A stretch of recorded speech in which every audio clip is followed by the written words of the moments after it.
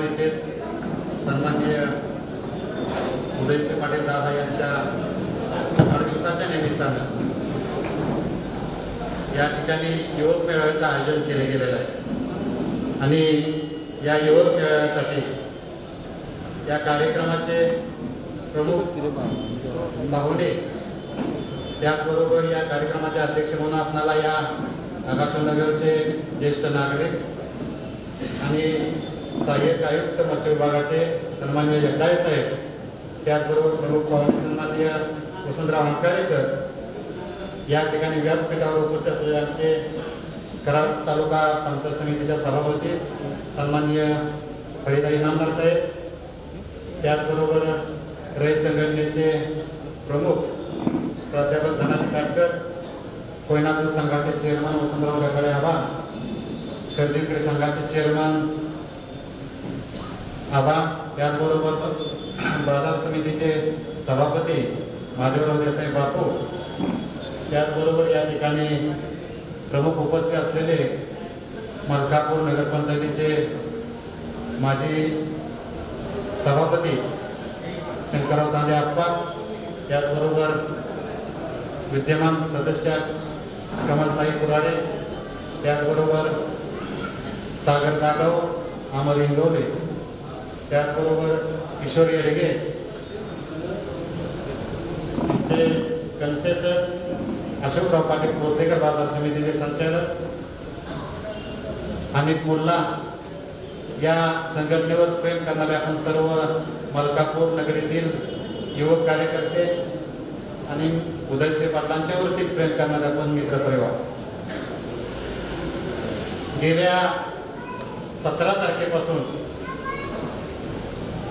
आपल्या या विभागाचे नेते सन्माननीय दादांच्या वाढदिवसाच्या निमित्तानं संपूर्ण कराड तालुक्यामध्ये आपण मेळाव्याचं आजपर्यंत ठिकाणी आयोजन केलेलं आहे आणि हा मेळावा घेत असताना कालच्या 17 तारखेला पहिल्यांदा आपण मुंडाळे इथं पहिल्यांदा युवकांचा मेळावा घेतला, ज्या ठिकाणी शिक्षक इतर कर्मचारी असतील किंवा सेवेतून रिटायर झालेले शिक्षक आहेत त्यांचा मेळावा आपण मुंडाळे इथे पहिल्यांदा घेतला। त्या दिवशी कराड शहरामध्ये आपण रक्तदान शिबिर घेतलं, अनेक ठिकाणी आपण रक्तदान शिबिर घेतली आणि हा असा भरगच्च कार्यक्रम कालच्या 17 तारखेपासून येणाऱ्या 26 ऑगस्टपर्यंत आपण एक महिनाभर संपूर्ण आपण दादांच्या वाढदिवसानिमित्तानं आपण कार्यक्रम घेणार आहे। गेल्या 50 वर्षाच्या इतिहासामध्ये काकांनी ज्यापासून राजकारण आणि राजकारणातून समाजकारण करण्याचा प्रयत्न केला, समाजकारण करत असताना रयत संघटनेचा पाया मजबूत केला आणि या रयत संघटनेचं पाळमुळं या कराड तालुक्यामध्ये ग्रामीण भागामध्ये कराड शहर असेल, मलकापूर शहर असेल, या ठिकाणी रोवायला सुरुवात केली। काकांनी कराड दक्षिणचा चेहरा मला गेल्या 50 वर्षामध्ये कसा बदलला, काय केलं, ग्रामीण भागाचा कसा काय उलट केला, ह्या सगळ्या गोष्टी आता आपल्याला आज सांगायची गरज नाही, कारण या सगळ्याला आपल्याला सर्वतृप्त आहे। परंतु काकांनी प्रामुख्याने काय केलं तर गेल्या 50 वर्षामध्ये यशवंतराव चव्हाण साहेबांच्या नंतर चव्हाण साहेबांचा वारसा खऱ्या अर्थाने चालवायचं काम या जिल्ह्यामध्ये या तालुक्यामध्ये काकांनी केलं आणि आज तोच वारसा पुढे आपल्याला चालवायचा आहे उदयसिंह पाटलांच्या रूपानं। गेल्या अनेक दिवसापासून अनेकांच्या मनामध्ये गदगद होती की नेमकं आता या 2019च्या निवडणुकीला काय होणार। तर गेल्या वर्षामध्ये वर्षभरापासून किंवा 2 वर्षापासून रयत संघटनेचे प्रत्येक ठिकाणी या तालुक्यामध्ये कार्यक्रम होत आहेत। त्या ठिकाणी काका असतील, त्या ठिकाणी काटकर सर असतील, आमचे विशेषर असतील किंवा आबा असतील, प्रत्येक ठिकाणी निक्षून सांगितलेलं आहे की येणाऱ्या 2000च्या निवडणुकीमध्ये 2019च्या निवडणुकीमध्ये रयत संघटनेचा उमेदवार हा निश्चित आहे। थोडंसं वाटलं की काही जणांना की रयत संघटनेचा उमेदवार नक्की कोण आहे, दादा की काका, परंतु रयत संघटनेने काकाने सुद्धा अनेक ठिकाणी डिक्लेअर करून टाकले की येणाऱ्या निवडणुकीमध्ये दादाच आपल्या संघटनेचा उमेदवार असणार आहे। अशा वेळेला आपल्या पुढे एक मोठी जबाबदारी उभी राहणार आहे की गेली 50 वर्ष दादानी काकांनी ही जी रयत संघटना मोठी केली, सर्वसामान्य कार्यकर्त्यांना मोठं केलं, मग या कार्यकर्त्यांचं येणाऱ्या निवडणुकीमध्ये काय काम असणार आहे?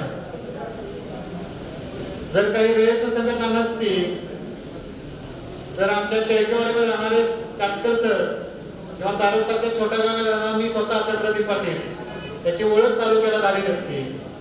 काकांनी सर्वात महत्वाचं काय काम केलं असेल तर छोटा छोटा कार्यकर्ता, मग तो वाडीतला असेल, गावातला असेल किंवा शहरातला असेल, या कार्यकर्त्याला मोठं करण्याचं काम काकांनी केलं. आणि तोच वारसा, तीच राजकारणाची पद्धत, तीच समाजकारणाची पद्धत दादा पुढे चालवत आहे. परवाच एक छोटस उदाहरण सांगतो की आपल्या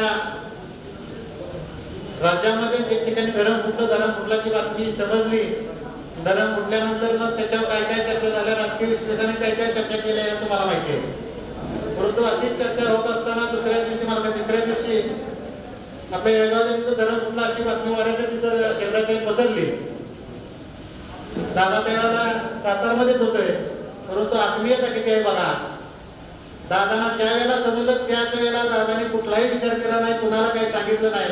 ठराविक कार्यकर्त्याला दोघांना फोन केले आणि मी मुंडायला येतोय, असं समजले, मी तिकडे येतो एवढं सांगितलं. एवढा मोठा पाऊस होता, पावसाचं वातावरण होतं, त्याच्यासह दादा पायी चालत नक्की परिस्थिती काय त्या लोकांना धीर दिला पाहिजे म्हणून दादा चालत तिथपर्यंत गेले. त्या लोकांच्या अडचणी काय ह्या समजून घेण्यासाठी दादा गेले. अशी आत्मीयता राजकीय नेत्यामध्ये असली पाहिजे. ही आत्मीयता मुंडाळकर घरामध्ये दादांच्या अंगामध्ये आपल्याला दिसून येते, दादांच्या स्वभावामध्ये दिसून येते. तुम्ही जरा थोडा विचार करा, अनेक नेते या कराड तालुक्यामध्ये दादांच्या बघितल्यानंतर कुठली तुम्हाला गोष्ट दादांच्या आवडते जरा बघा. लहान माणूस असू द्या, वयस्कर असू द्या, अपरिचित असू द्या, परंतु दादा त्याला कधी आरेतोरीची भाषा कधी वापरत नाही. दादा येणाऱ्या प्रत्येकाला सन्मानानं बसवतात, सन्मानानं वागणूक देतात. कारण दादांच्या जवळ येणारा माणूस, दादांच्या जवळ येणारा आमचा तरुण कार्यकर्ता पुन्हा इकडे तिकडे कुठे जात नाही. कारण दादाने केलेल्या कामाची, दादांच्या जवळ असणारी त्या तरुणाविषयी आत्मीयता ही फार मोठी आहे. दादांच्या विषयी असणारी भावना असेल, कारण दादांची काम करण्याची पद्धत असेल. दादा एखादा कार्यकर्ता आला, एखाद्या वेळेला नोकरीसाठी येईल, कशासाठी येईल, जर का असेल, होणार असेल तरच काकांसारखं दादा म्हणतात जमल, नाहीतर सरळ सांगतात की आपल्याकडे नोकरीची वॅकन्सी नाही, तुमचं तुम्ही बघा म्हणून आम्हाला एक समाजाचं काय काम आहे का सांगा. अनेक लोकांनी मध्ये तर ट्रॅक्टर सर्व ऑर्डर उचलले की आता राहण्या पुढे काय करणार, दादांची पुढची दिशा काय करणार. आम्ही पण दादांना विचारलं, दादा आता पुढे नेमकं काय. दादा मला थांबा, वाट बघा, योग्य वेळी योग्य निर्णय घेतला जाईल. म्हणून मी पण तुम्हाला सांगतो, योग्य वेळी योग्य निर्णय घेतला जाईल. 2019ला राहील संघटनेचे उमेदवार उदयसिंह पाटीलच असतील आणि आपण बहुमताने त्यांना या ठिकाणी निवडून आणायचं आहे. आणि मलकापूर नगर पंचायतीमध्ये उदाहरण थोडक्यात सांगतो मी आपल्याला. मलकापूरमध्ये सुद्धा अनेक वावड्या नगरपंचायत निवडणूक होताना अफवा होत होत्या. मी असेल, सचिन पाटील असेल, त्यामध्ये प्रामुख्यानं भाव असतील म्हणून सुद्धा त्यांच्याशी आम्ही संपर्क साधवतो. तर ते आमचे संपर्क साधवतो की आपण काय करायचं, कसं लढायचं.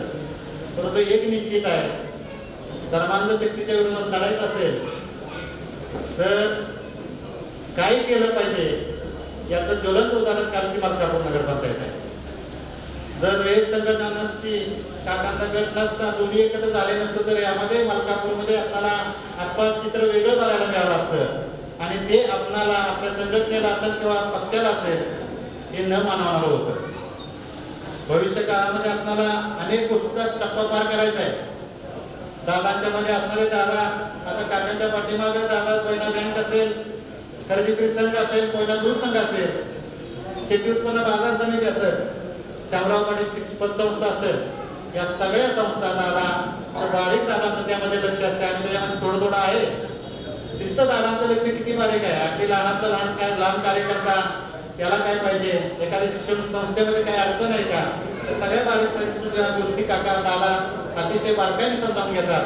मी आपणाला या माझ्या प्रास्ताविकमध्ये एक विनंती करणार आहे की आतापर्यंत आम्ही प्रदीप पाटील तांबेचे असतील किंवा अनेक तरुण कार्यकर्ते आम्ही दादांना म्हणे, दादा काही पण करून आपल्याला लढलं पाहिजे.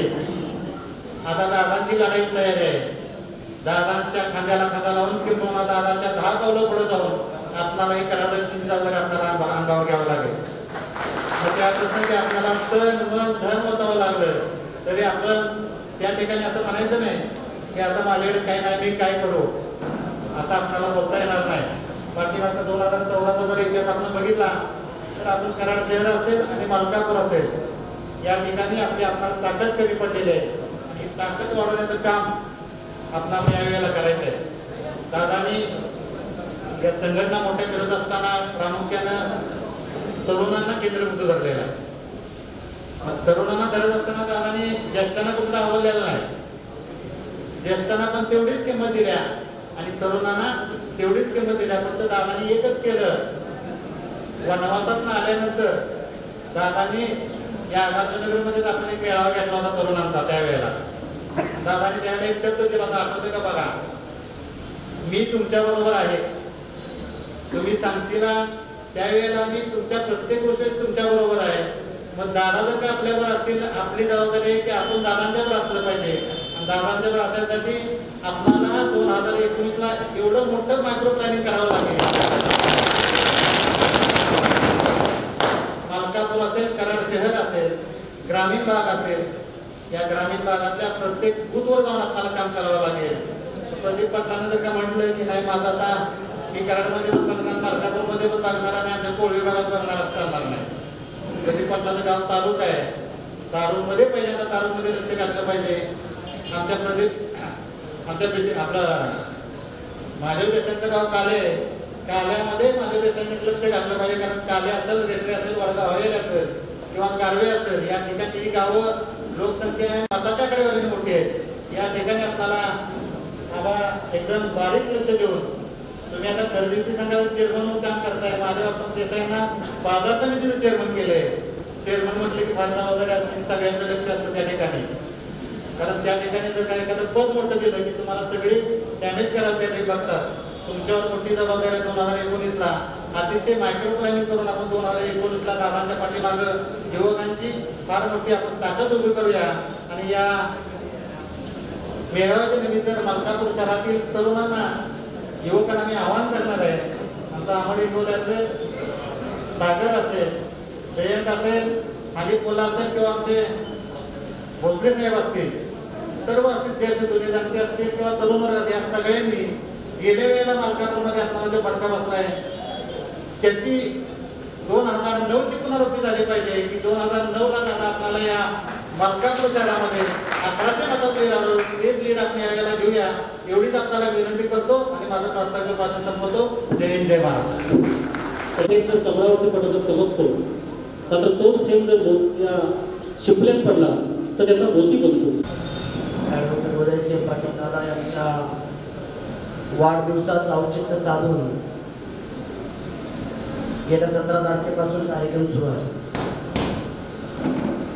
त्याच कार्यक्रमाची पुनरावृत्ती म्हणून मलकापूर येथे मलकापूर शहरातील आकाशनगर शास्त्रीनगर युवकांचा मेळावा इथं समर्पित केलेला आहे. या मेळाव्यासाठी उपस्थित राहिलेले व्यासपीठावरील सर्वच मान्यवर मित्रांनो, या मेळाव्याचा उद्देश काय आहे हे आपल्या सर्वांना माहीत आहे. जेव्हा काकांचा पराभव झाला त्यावेळेला आभार सभेत सर्व मान्यवर उपस्थित होते. त्यावेळेला मी काकांना आवर्जून सांगितलं होतं कि गिरना बहुत अच्छा है, गिरने से औकात का पता चलता है. गिरना बहुत अच्छा है, गिरने से औकात का पता चलता है. गिरने के बाद जो हाथ मदद के लिए आगे आते हैं उस सपनों का पता चलता है. मित्रांनो, त्यानंतर आपल्या लक्षात आलं की काकांनी गेली 50 वर्ष संघटनेच्या माध्यमातून तुम्हा आणि आमच्या जीवावर ही निवडणूक लढवलेली आहे. त्या प्रत्येक निवडणुकीत काकांनी आपलं जे उद्देश आहे ते सगळ्यांसमोर मांडलेलं होतं की सर्वसामान्य माणूस सत्तेपर्यंत कसा पोहोचेल आणि तो वंचित कसा राहणार नाही. तर मित्रांनो, काकांनी ज्या माणसांना मोठं केलं, ज्या काकांनी ज्या माणसांना ताकद दिली, रयत संघटनेमार्फत काकांनी ती लागेल तिथं त्यांना शक्ती देऊन त्या ठिकाणी त्यांचा मान सन्मान केला. आज त्या व्यक्ती आपल्याला सोडून इथून निघून गेलेले आहेत. आज त्यांची किंमत राजकारणात वाढलेली आहे, त्यांची डिग्री वाढलेली आहे आणि त्यांची व्हॅल्यू वाढलेली आहे.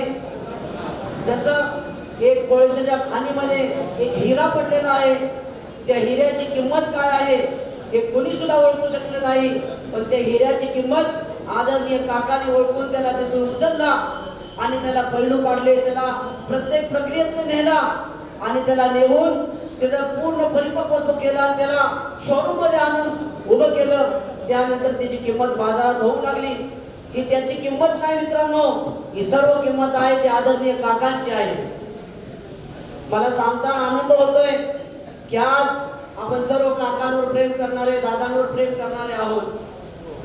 मागील पराभव झाला ठीक आहे, मला एवढंच म्हणायचं आहे की सिकंदर हो तुम, हे तुमच्या हातात आहे. येणारी निवडणूक कशी हातात घ्यायची, येणाऱ्या निवडणुकीत दादांचे हात कसे बळकट करायचे याची एक झलक मलकापूरमध्ये उंडाळकर काय आहे हे सगळ्या मलकापूरला नव्हे तर अख्ख्या महाराष्ट्राला माहीत झालेले आहे की उंडाळकर त्याच्या पाठीशी असतील त्याचा पराभव कधी होऊ शकत नाही.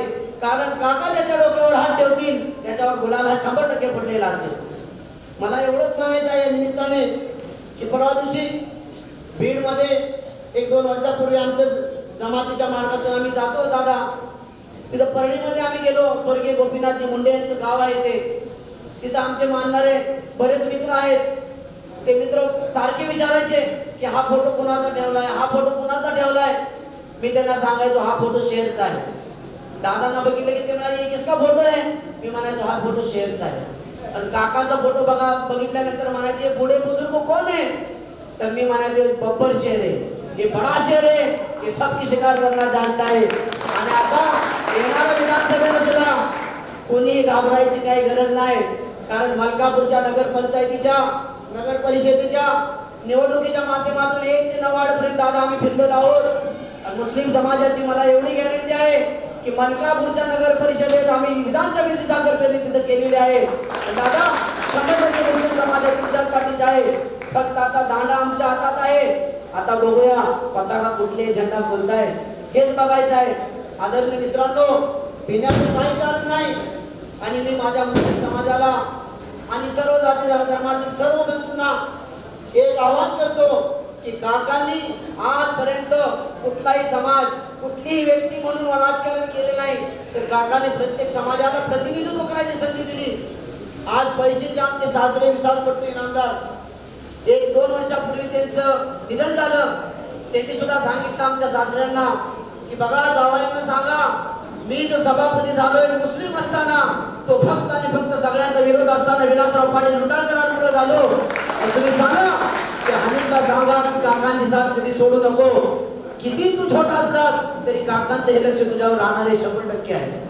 मला एवढंच म्हणायचं आहे की आकाश की कोई सीमा नहीं, पृथ्वी का कोई तोल नहीं. आकाश की कोई सीमा नहीं, पृथ्वी का कोई तोल नहीं, साधु की कोई जात नहीं, पारस काका तो पारस है और काका आपका कोई तोल नहीं और कोई मोल नहीं. काकाच्या बरोबरीचा नेता होऊ शकत नाही. आज कराड दक्षिण मध्ये मलकापूरच्या नगरपालिकेनंतर व्हॉट्सअपवर कोणीतरी व्हायरल केलं, उदयसिंह पाटलांनी गुडघ्याला भाशिक बांधलेला आहे. उदयसिंह पाटील तुम्ही ह्या निवडणुकीच्या विजयाचं श्रेय घेऊ नका. अरे जो म्हणणार आहे त्याला माझं आव्हान आहे, कधी तू एवढं लक्षात ठेव की उदयसिंह पाटील जर मलकापूरच्या नगरपालिकेला नसते तर तुमचा बाजार मागच घोटाळा लागला, ते लक्षात ठेवा. कारण मी बघितलेलं आहे, आम्ही बघतो आहे. कारण दादांना मानणारा इथं मोठा गट आहे. कारण की दादांनी जेव्हा मुस्लिम समाजाला सभापती पद दिलं, काकांचा विचार मानणारे आमचे मनसूरभाई इनामदार असतील, फरीदा भाभी तर उपस्थित आहेत. आज तुम्हाला मी तर ग्वाही देतो काका दादा की मला एवढंच आज ह्या गोष्टीत आनंद आहे की काकांनी तुमची उमेदवारी जाहीर केली, की काकांनी तुम्हाला ही नेतृत्व करायची संधी दिली. ते म्हणायला लागले की वारसदार पुढे चाललेला आहे आणि काकांनी वारसदार आता दिलेला आहे. काकांना काही वारसदार द्यायची गरज नव्हती, कारण काकांनी गेली 50 वर्षे जनताच माझी वारस आहे आणि जनताच माझं कुटुंब आहे ह्याच्यात सत्तेचं विकेंद्रीकरण केलं आणि प्रत्येक सामान्य माणसाला मित्रांनो तिथं न्याय देण्याचं काम केलं. आता या धनाढ्य शक्तीच्या पुढं आपलं काही चालत नाही. आपल्याला विचार करून नेणारा नेता पुढे नाही. त्यासाठी काकांनी आता उदयसिंह दादांच्या गळ्यात ही माळ घातलेली आहे. आणि हा मी तुम्हाला इथे ग्वाही देतो की 2019ला तिरंगी लढत हो, चौरंगी हो, फक्त आपलं काम आहे की आपण पायाला भिगरी बांधून हे काम केलं पाहिजे. आणि उदयसिंह पाटील दादा यांना कमीत कमी 25,000च्या लीडनं निवडून दिलं पाहिजे.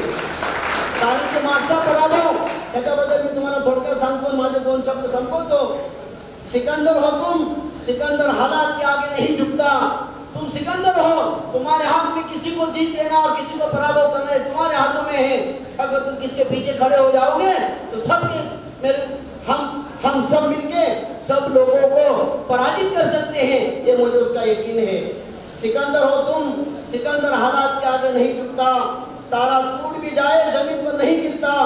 गिरते 1000 दरिया समंदर में, लेकिन कोई समंदर किसी दरिया में नहीं गिरता.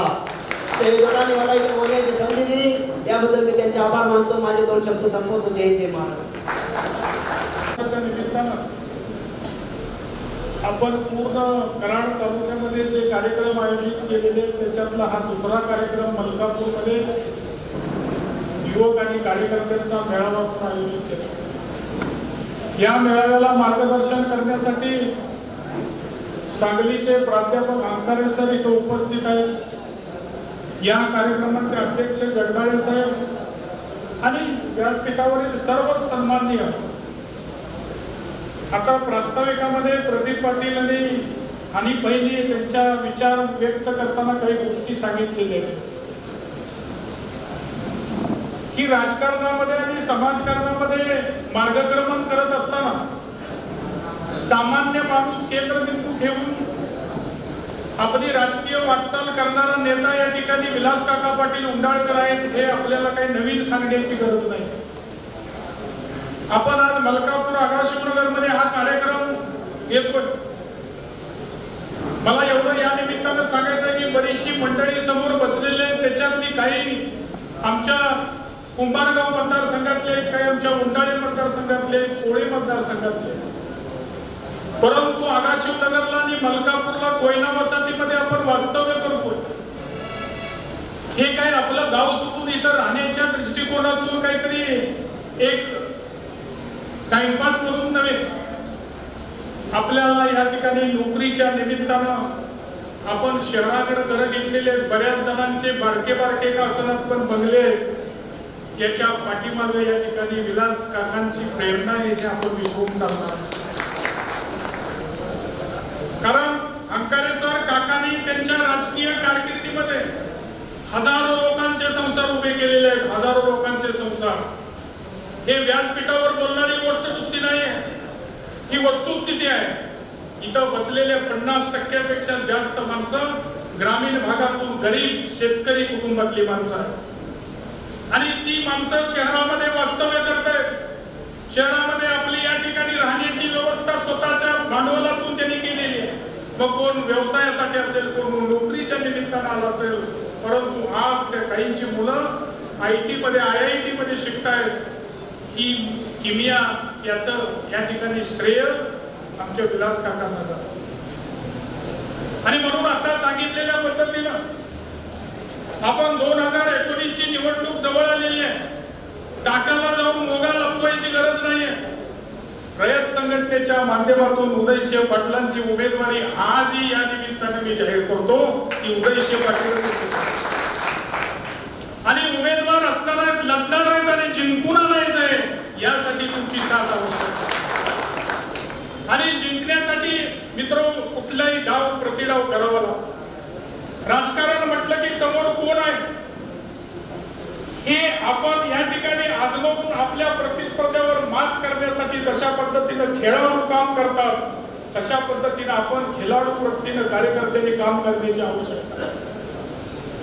की आपापल्या शहरामध्ये असेल, आपापल्या वार्डामध्ये की विलास काकांचे जे विचार आहेत, उदयसिंह पाटील इथून पुढच्या राजकीय कारकिर्दीमध्ये काय काम करणार आहे, त्यांनी 10-20 वर्ष समाजकारणामध्ये राजकारणामध्ये ते काम करतात, त्यांनी कशा पद्धतीने काम केलेलं आहे याचा लेखाजोखा आपण लोकांच्या पर्यंत पोहोचवला पाहिजे.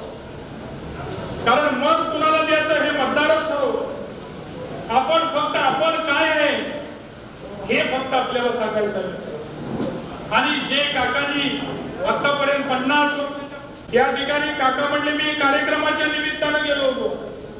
असाच पाऊस पडत होता आणि मुंबईहून एका वृद्ध माणसाचं प्रेत आलं.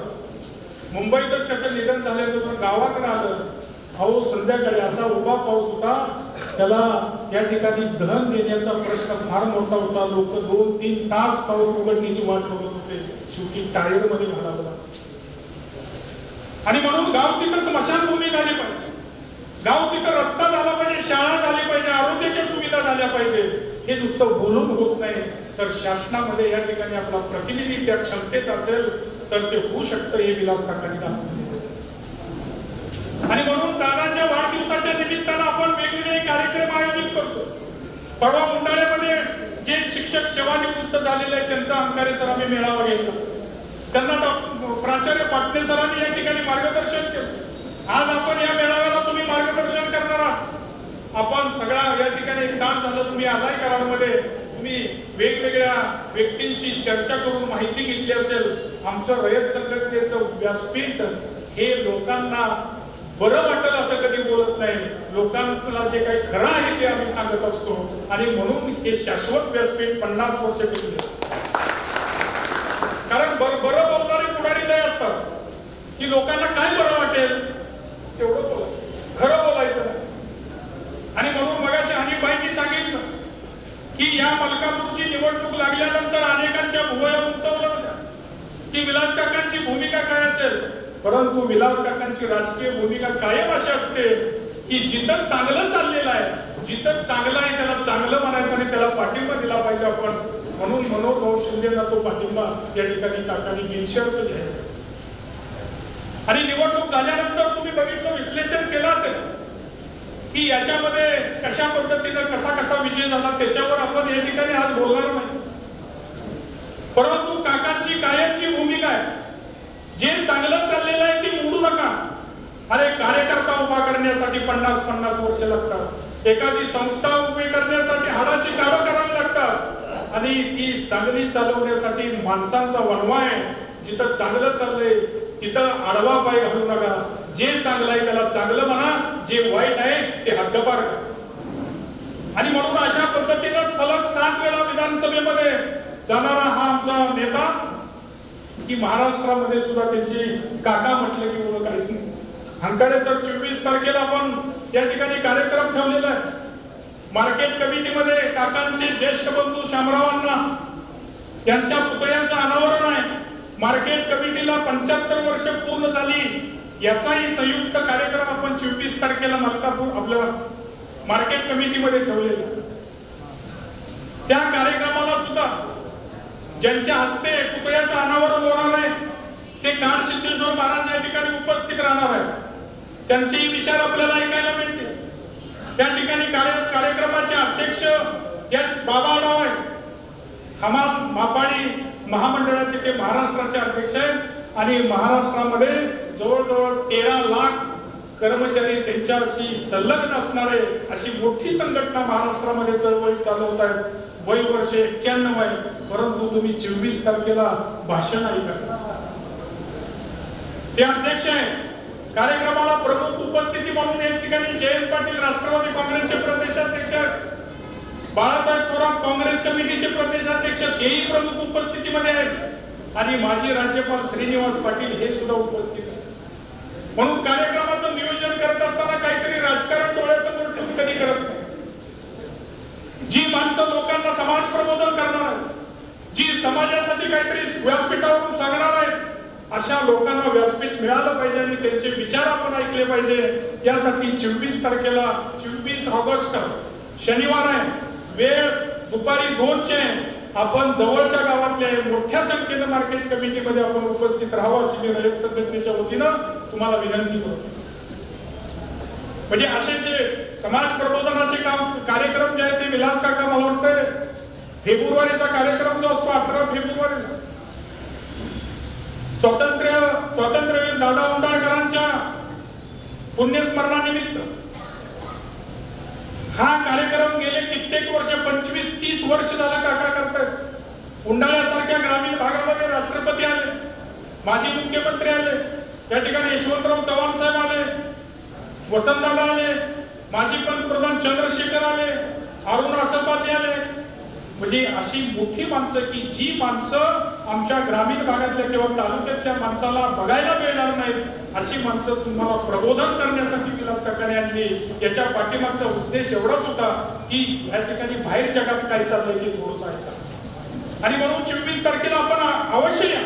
तिथं समाज प्रबोधनाचा जागर आहे, तिथं राजकीय जागर नाही.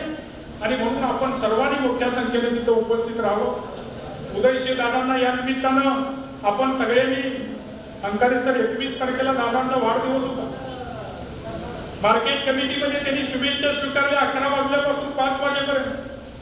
आम्ही संयोजन करत असताना आम्हाला वाटलं होतं की एवढं काय माणसं 500-700 येतील, 500-700 हजारभर माणसं येतील, त्यामुळे काही व्यवस्था करण्याची गरज नाही. परंतु दुपारी 1च्या दरम्यान मार्केट कमिटीची विशेषतः 3 गेट खुली करावी लागली. जवळजवळ 3000च्या वर लोकांनी येऊन, म्हणजे समाजामध्ये तुम्ही समाजाच्या हृदयात असल्याशिवाय, समाजासाठी तुम्ही काहीतरी करत असल्याशिवाय, समाजाच्या उन्नतीसाठी तुम्ही झटत असल्याशिवाय मोकळी माणसं यायला आता मोकळी नाहीत. आणि म्हणून आपण कुंडाळकर घराण्यावर जशा पद्धतीने आपण आतापर्यंत प्रेम केलं तसंच इथून पुढे सुद्धा प्रेम करावं. आणि 2019ला उदयशी दादांना विधानसभेत पाठवायचं आहे, या दृष्टिकोनातून आपण सर्वांनी काम करावं आणि करावं अशी अपेक्षा व्यक्त करतो आणि थांबतो. जय हिंद, जय महाराष्ट्र. फक्त अर्धा तास तुमच्या आयुष्यातला अर्धा तास तुम्ही माझ्यासाठी द्यायचा, माझ्या आयुष्यातला अर्धा तास मी तुमच्यासाठी देणार. पण व्याख्यान सुरू करण्याच्या अगोदर जे जाणवलं ते सांगावंसं वाटतं अगोदरच, सुरुवातीलाच. दादा, एवढ्या प्रचंड पावसामध्ये ही एवढी गर्दी बघून आपल्यावरचं प्रेम हे सांगावं लागणार नाही. आणि म्हणून आपल्यासाठी राजकारणातलं मला काही कळत नाही, राजकारण मला येत नाही. पण जिथे जिथे जातो सगळे म्हणतात सर तुमच्या जिभेवरती सरस्वती आहे, तुम्ही जे बोलता ते खरं होतं. मागच्या वेळेला असंच एका कार्यक्रमामध्ये गेलो आणि तिथं मी म्हणालो साहेब तुम्ही उभं राहिला, तुम्ही निवडून येणार.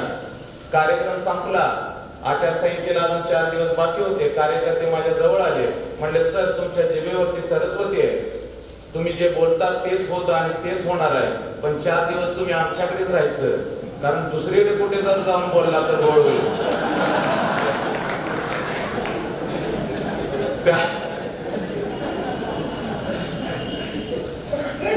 त्यामुळे कार्यकर्त्याची थोडी मला तशी भीती वाटत असते. पण आज मात्र सांगायला काही हरकत नाही दादा, आपल्यावरचं प्रेम बघून एवढं मात्र मला सुरुवातीलाच म्हणावंसं वाटतं, हमें कौन रोकेगा, हमें कौन रोकेगा, हमें अपना हुनर मालूम है, जहां से भी मुड़े वहां से रास्ता आपके लिए तैयार है, वहां से रास्ता आपके लिए तैयार है.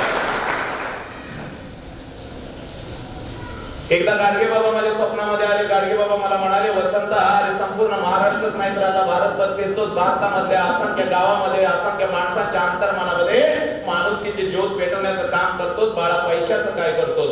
अरे अशा 21व्या युगामध्ये 21व्या शतकामध्ये पैसा लागतो, पैशाचं काय करतो? समाज कार्य करायचं असेल तरी सुद्धा तुला पैसा लागतो. त्यावेळेला मी गाडगे बाबांच्या चरणाला नमस्कार केला, गाडगे बाबांच्या पायाला हात लावला, गाडगे बाबांना म्हणालो बाबा आम्हा घरीदाने शब्दांची तरतने शब्दांची शस्त्रे यत्न करू, शब्दाची आमच्या जीवाचे जीवन, अवघे वाटू धन जन लोका, अवघे वाटू धन जन लोका.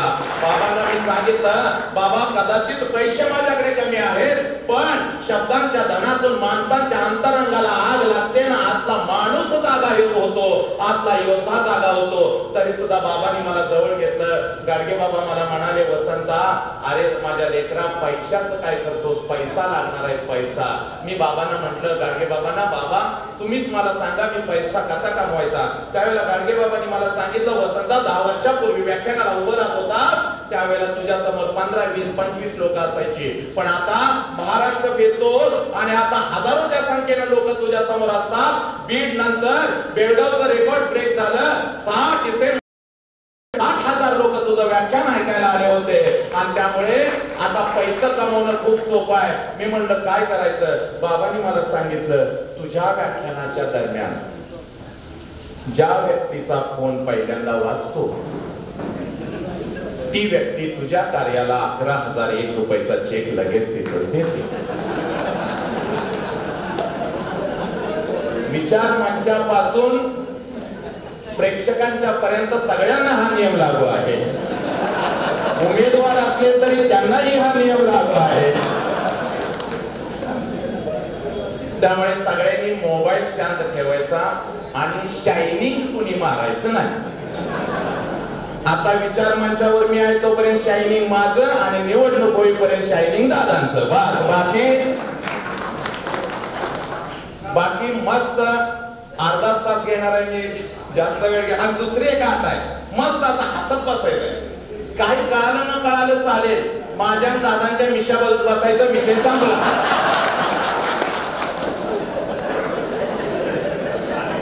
अजून संपवना, जेवणाची वेळ झाली, पावसाने इकडे हे केलंय, बायको वाट बघायला लागल्या, ती रोज वाट बघते, तुम्ही कधी वेळ जात नाही.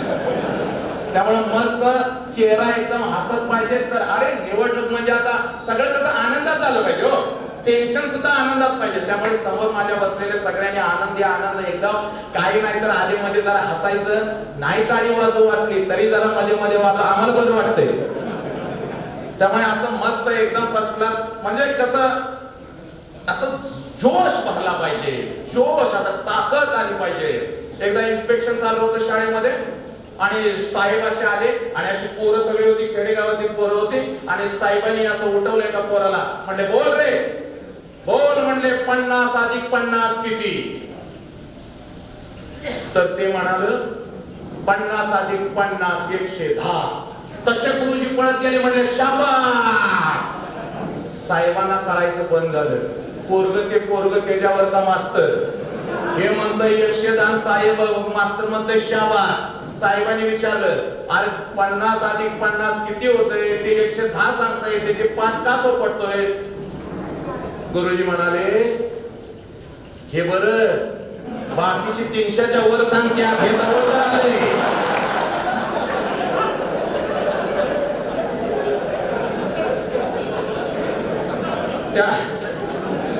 त्यामुळं आपली माणसं जरी चुकत असली तरी पाठ थोपटावी लागते. पाठ थोपटून त्यांना जवळ आणावं लागतं आणि उत्तराच्या जवळ आणून उत्तरामध्ये मिसळावं लागतं. हे आम्ही काकांच्या पासून शिकलो, लक्षात घ्या, ते आम्ही काकांच्या पासून. त्यामुळे सगळ्यांनी बिंदास अर्धा तास घेणार आहे, जास्त वेळ मी घेणार नाही. अर्धा तास म्हणजे माझा 1 मिनिट 5 मिनिटाचा असतोय. बहुजनांच्या अंधाऱ्या मृतप्राय जीवनात निर्भीड जगण्याचा सोनेरी किरण पसरविणारे, विजापूरच्या तख्तासमोर निमूटपणे झुकणाऱ्या नमणाऱ्या बेलगाम सरंजामदारांच्या बेबंदशाही विरुद्ध आवाज उठवणारे, सरंजामशाही कुलवंश परंपरा यांना नाकारून बहुजनांच्या अस्तित्वाचा झेंडा फडकवणारे, कल्याणच्या मूळला एमएल सुभेदाराची सून किंवा बेलवाडीच्या पाटलाची कन्या यांना मातृस्थानी लेखणारे, 17व्या शतकात सरंजामशाही विरोधात वादळ उभे करणारे, जनतेला बलिदानाची प्रेरणा देऊन बहुजनांचं स्वराज्य उभे करणारे, महान रचनात्मक प्रतिभेचा रणपुरुष, समर्पणशीलतेचे प्रत्येकारी प्रतीक, मातृभूमीचे असीम उपासक, सूर्यकुलातील सर्वश्रेष्ठ पुरुष, क्रांती पथकावरील सर्वश्रेष्ठ यात्रिक, रणशीलतेचे मानदंड, स्वराज्याचे संस्थापक, शककर्ते, युग प्रवर्तक छत्रपती शिवाजी महाराज. संपूर्ण स्वराज्याचे ज्ञानपीठ, विचारपीठ, प्रेरणापीठ म्हणजे माँसाहेब जिजाऊ. स्वराज्याचे स्वप्न पाहून ते छत्रपती शिवाजी महाराजांच्या मनावरती कोरणारे आमचे आबासाहेब म्हणजे शहाजीराजे भोसले. बुद्धिमान, पराक्रमी, अभ्यासू, जिज्ञासू, चारित्र्य संपन्न आणि छत्रपती शिवाजी महाराज यांनी तयार केलेले शिवराज्य, शिवनीती आणि शिवधर्माच्या रक्षणासाठी अखेरपर्यंत लढणाऱ्यांचे शंभूराजे. शिक्षणाचे ज्ञानगंगा जनसामान्यांच्या घरापर्यंत, गोरगरिबांच्या हृदयापर्यंत पोहोचवणाऱ्यांचे महात्मा ज्योतिराव फुले, क्रांतीज्योती सावित्रीबाई. कमवानी शिका, कमवानी शिका हा महामंत्र मुलांच्या मनामध्ये रुजवून त्यांच्यातला माणूस जागी करणारे आमचे कर्मवीर भाऊराव पाटील. शुकेल लिखे शिकवेले पाय विसरोनी जाय पक्ष दोन्ही हा महामंत्र संपूर्ण विश्वाला देणारे जगद्गुरु संत तुकोबाराया. हातामध्ये झाडू घेऊन, हातामध्ये झाडू घेऊन स्वच्छतेचा महामंत्र देत माणसांचे अंतर्मने स्वच्छ करणारे आमचे संत गाडगे बाबा आणि आपल्या लेखणीच्या जोरावरती संपूर्ण विश्वाला मानवता समता बंधुत्वता हा महामंत्र देणारे विश्वरत्न डॉक्टर बाबासाहेब आंबेडकर यांना विनम्र अभिवादन करून एक मुखाने आपण सर्वजण बोलू. बोला भारत माता की विजयी विश्व तिरंगा प्यारा झेंडा ऊंचा रहे हमारा. कोलाहलात साऱ्या माणूस शोधतो मी गर्दीत माणसांच्या माणूस शोधतो मी. कोलाहलात साऱ्या माणूस शोधतो मी गर्दीत माणसांच्या माणूस शोधतो मी. ही धर्म देवळे ही धुंडून सारी आलो भिंती पलाड त्यांच्या माणूस शोधतो मी. भिंती पलाड त्यांच्या माणूस शोधतो मी. माणूस माणूस माणूस माणूस माणूस माणूस. लक्षात घ्या माणूस. आज माणूस शोधण्याची गरज आलेली आहे. लक्षात घ्या आजच्या युगामध्ये आम्हाला माणूस पाहिजे. लक्षात घ्या. आज या विचार मंचावरती उभं राहून तुमच्या अंतरंगामध्ये आग पेटवत असताना मला अतिशय आनंद होतोय. कारण शहाजी राजांनी स्वराज्याचं पहिलं स्वप्न बघितलं. शहाजी राजांनी स्वराज्याचं पहिलं स्वप्न बघितलं. लक्षात घ्या. छत्रपती शिवाजी राजांच्या मनावरती स्वराज्याचं स्वप्न लिहिलं. लक्षात घ्या. रयतेचं राज्य उभं करायचं होतं. बहुजनांचं राज्य उभं करायचं होतं. शहाजी राजांनी पाहिलेलं स्वप्न आऊ जिजाऊच्या गर्भामध्ये वाढत होतं. छत्रपती शिवाजी राजांच्या अंतर्मनावरती लिहिलं गेलं. स्वराज्य काय असतं. स्वराज्य उभं केलं माझ्या छत्रपती शिवाजी राजांनी. आणि मग तिसरी पिढी जन्माला आली. स्वराज्याचे दुसरे छत्रपती संभाजीराजे. आणि उभं केलेल्या स्वराज्यासाठी बलिदान कसं करतात हे माझ्या शंभू राजानं दाखवून दिलं. लक्षात घ्या. या 3 पिढ्यांच्यामुळे आमचं स्वराज्य उभं राहिलं. ज्या वेळेला इंग्रज थाईताई करत होता, ज्या वेळेला इंग्रज आमच्यावरती अत्याचार करत होता, अन्याय करत होता, त्या वेळेला क्रांतिकारकांच्या खांद्याला खांदा लावून स्वातंत्र्य सेनानी आदरणीय वंदनीय दादासाहेब उंडाळकर यांनी पहिली माणुसकीची मेघ रोवली. लक्षात घ्या. आणि त्यांचा वारसा दुसऱ्या पिढीकडे चालत आला. कोणता वारसा. लक्षात घ्या. मला राजकारणात काही कळत नाही, मला पक्षामधलं काही कळत नाही, पण जिथं माणूस असतो त्या माणसाबद्दल बोलायला मात्र माझं मन अगदी तुफानासारखं उसळतं. दुसरी पिढी कोणती होती तर आमच्या काकांची होती, विलासरावांची होती. काय संस्कार घेऊन आले. राजकारण करायचं तर नक्कीच कर, राजकारणामध्ये उतरायचं तर नक्कीच उतर, पण राजकारण करत असताना तुझ्यातला माणूस मरता कामा नये. तुझ्यातला माणूस मरता कामा नये. लक्षात घ्या. जनतेने उदंड प्रेम केलं. तब्बल 7 वेळा निवडून दिलं. 35 वर्ष तुमच्या मनावरती आणि तुम्ही काकांच्या मनावरती राज्य केलं. 10 वर्ष मंत्रीपद भोगलं. पण कोणासाठी. फक्त समाजासाठी. फक्त समाजासाठी. लक्षात घ्या. आणि त्या सूर्यपुत्राची तिसरी पिढी आज तुमच्या समोर उभी राहत आहे. लक्षात घ्या. स्वराज्याची जबाबदारी खांद्यावरती घेऊन तुमच्या समोर उभी राहत आहे. लक्षात घ्या. आणि मग डोळ्यामध्ये तळण पाणी येतं. चीन घुसला आतमध्ये. चीन भाई हिंदी चीनी भाई भाई नारा दे. चीन आतमध्ये घुसलं. काय करायचं कळेना. मी म्हणतात तोंडाला पाणी आलं. आणि अशा वेळेला काय करायचं. अशा वेळेला कोणता वाघ आपल्या मदतीला धावून येत तर लक्षात घ्या. महाराष्ट्राचे पहिले मुख्यमंत्री स्वर्गीय यशवंतरावजी हा सह्याद्रीचा वाघ हिमालयाच्या मदतीला धावून गेला. लक्षात घ्या. हिमालयाच्या मदतीला धावून गेला. आणि त्याच विचारधारेमध्ये तयार झालेले आमचे काका. लक्षात घ्या. निष्ठा काय असते त्यांच्याकडून शिकावं. निष्ठा कशी असते त्यांच्याकडून शिकावं. विचारधारा कधीच सोडली नाही. लक्षात घ्या. विचारधारा कधीच सोडली नाही. लक्षात घ्या. संपूर्ण महाराष्ट्राच्या फ्रंट पेजला येत होतं.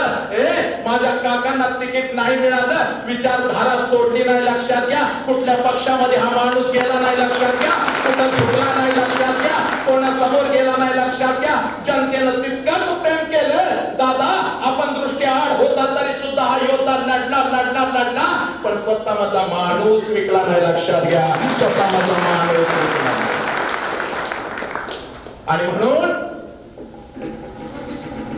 आणि म्हणून ही कविता काळजाला आग लावून जाते. कोणती कविता. फासूनी रंग रात्री दिवसा भकास सारे. फासून रंग रात्री दिवसा भकास सारे खिडकीत विक्रयाच्या माणूस शोधतो मी माणूस शोधतो मी माणूस माणूस खूप गरजेचा आहे, खूप महत्वाचा आहे. कार्यकर्त्यांनो, तुम्ही कोणत्या पक्षाचा आहे मला माहिती नाही, तुम्ही कोणाचा आहे मला माहिती नाही, पण या विचार मंचावरून ठामपणे एक गोष्ट सांगतो, लक्षात घ्या. नेता नंतर असतो, अगोदर कार्यकर्ता असतो. जनतेच्या हृदयामध्ये घुसणारा तो कार्यकर्ता असतो, तो कार्यकर्ता नेत्याचा प्रतिबिंब असतो. लक्षात घ्या, सगळ्यात मोठी जबाबदारी कार्यकर्त्याची आहे, सगळ्यात मोठी जबाबदारी. एका मिनिटामध्ये सांगतो कशी जबाबदारी ती आहे.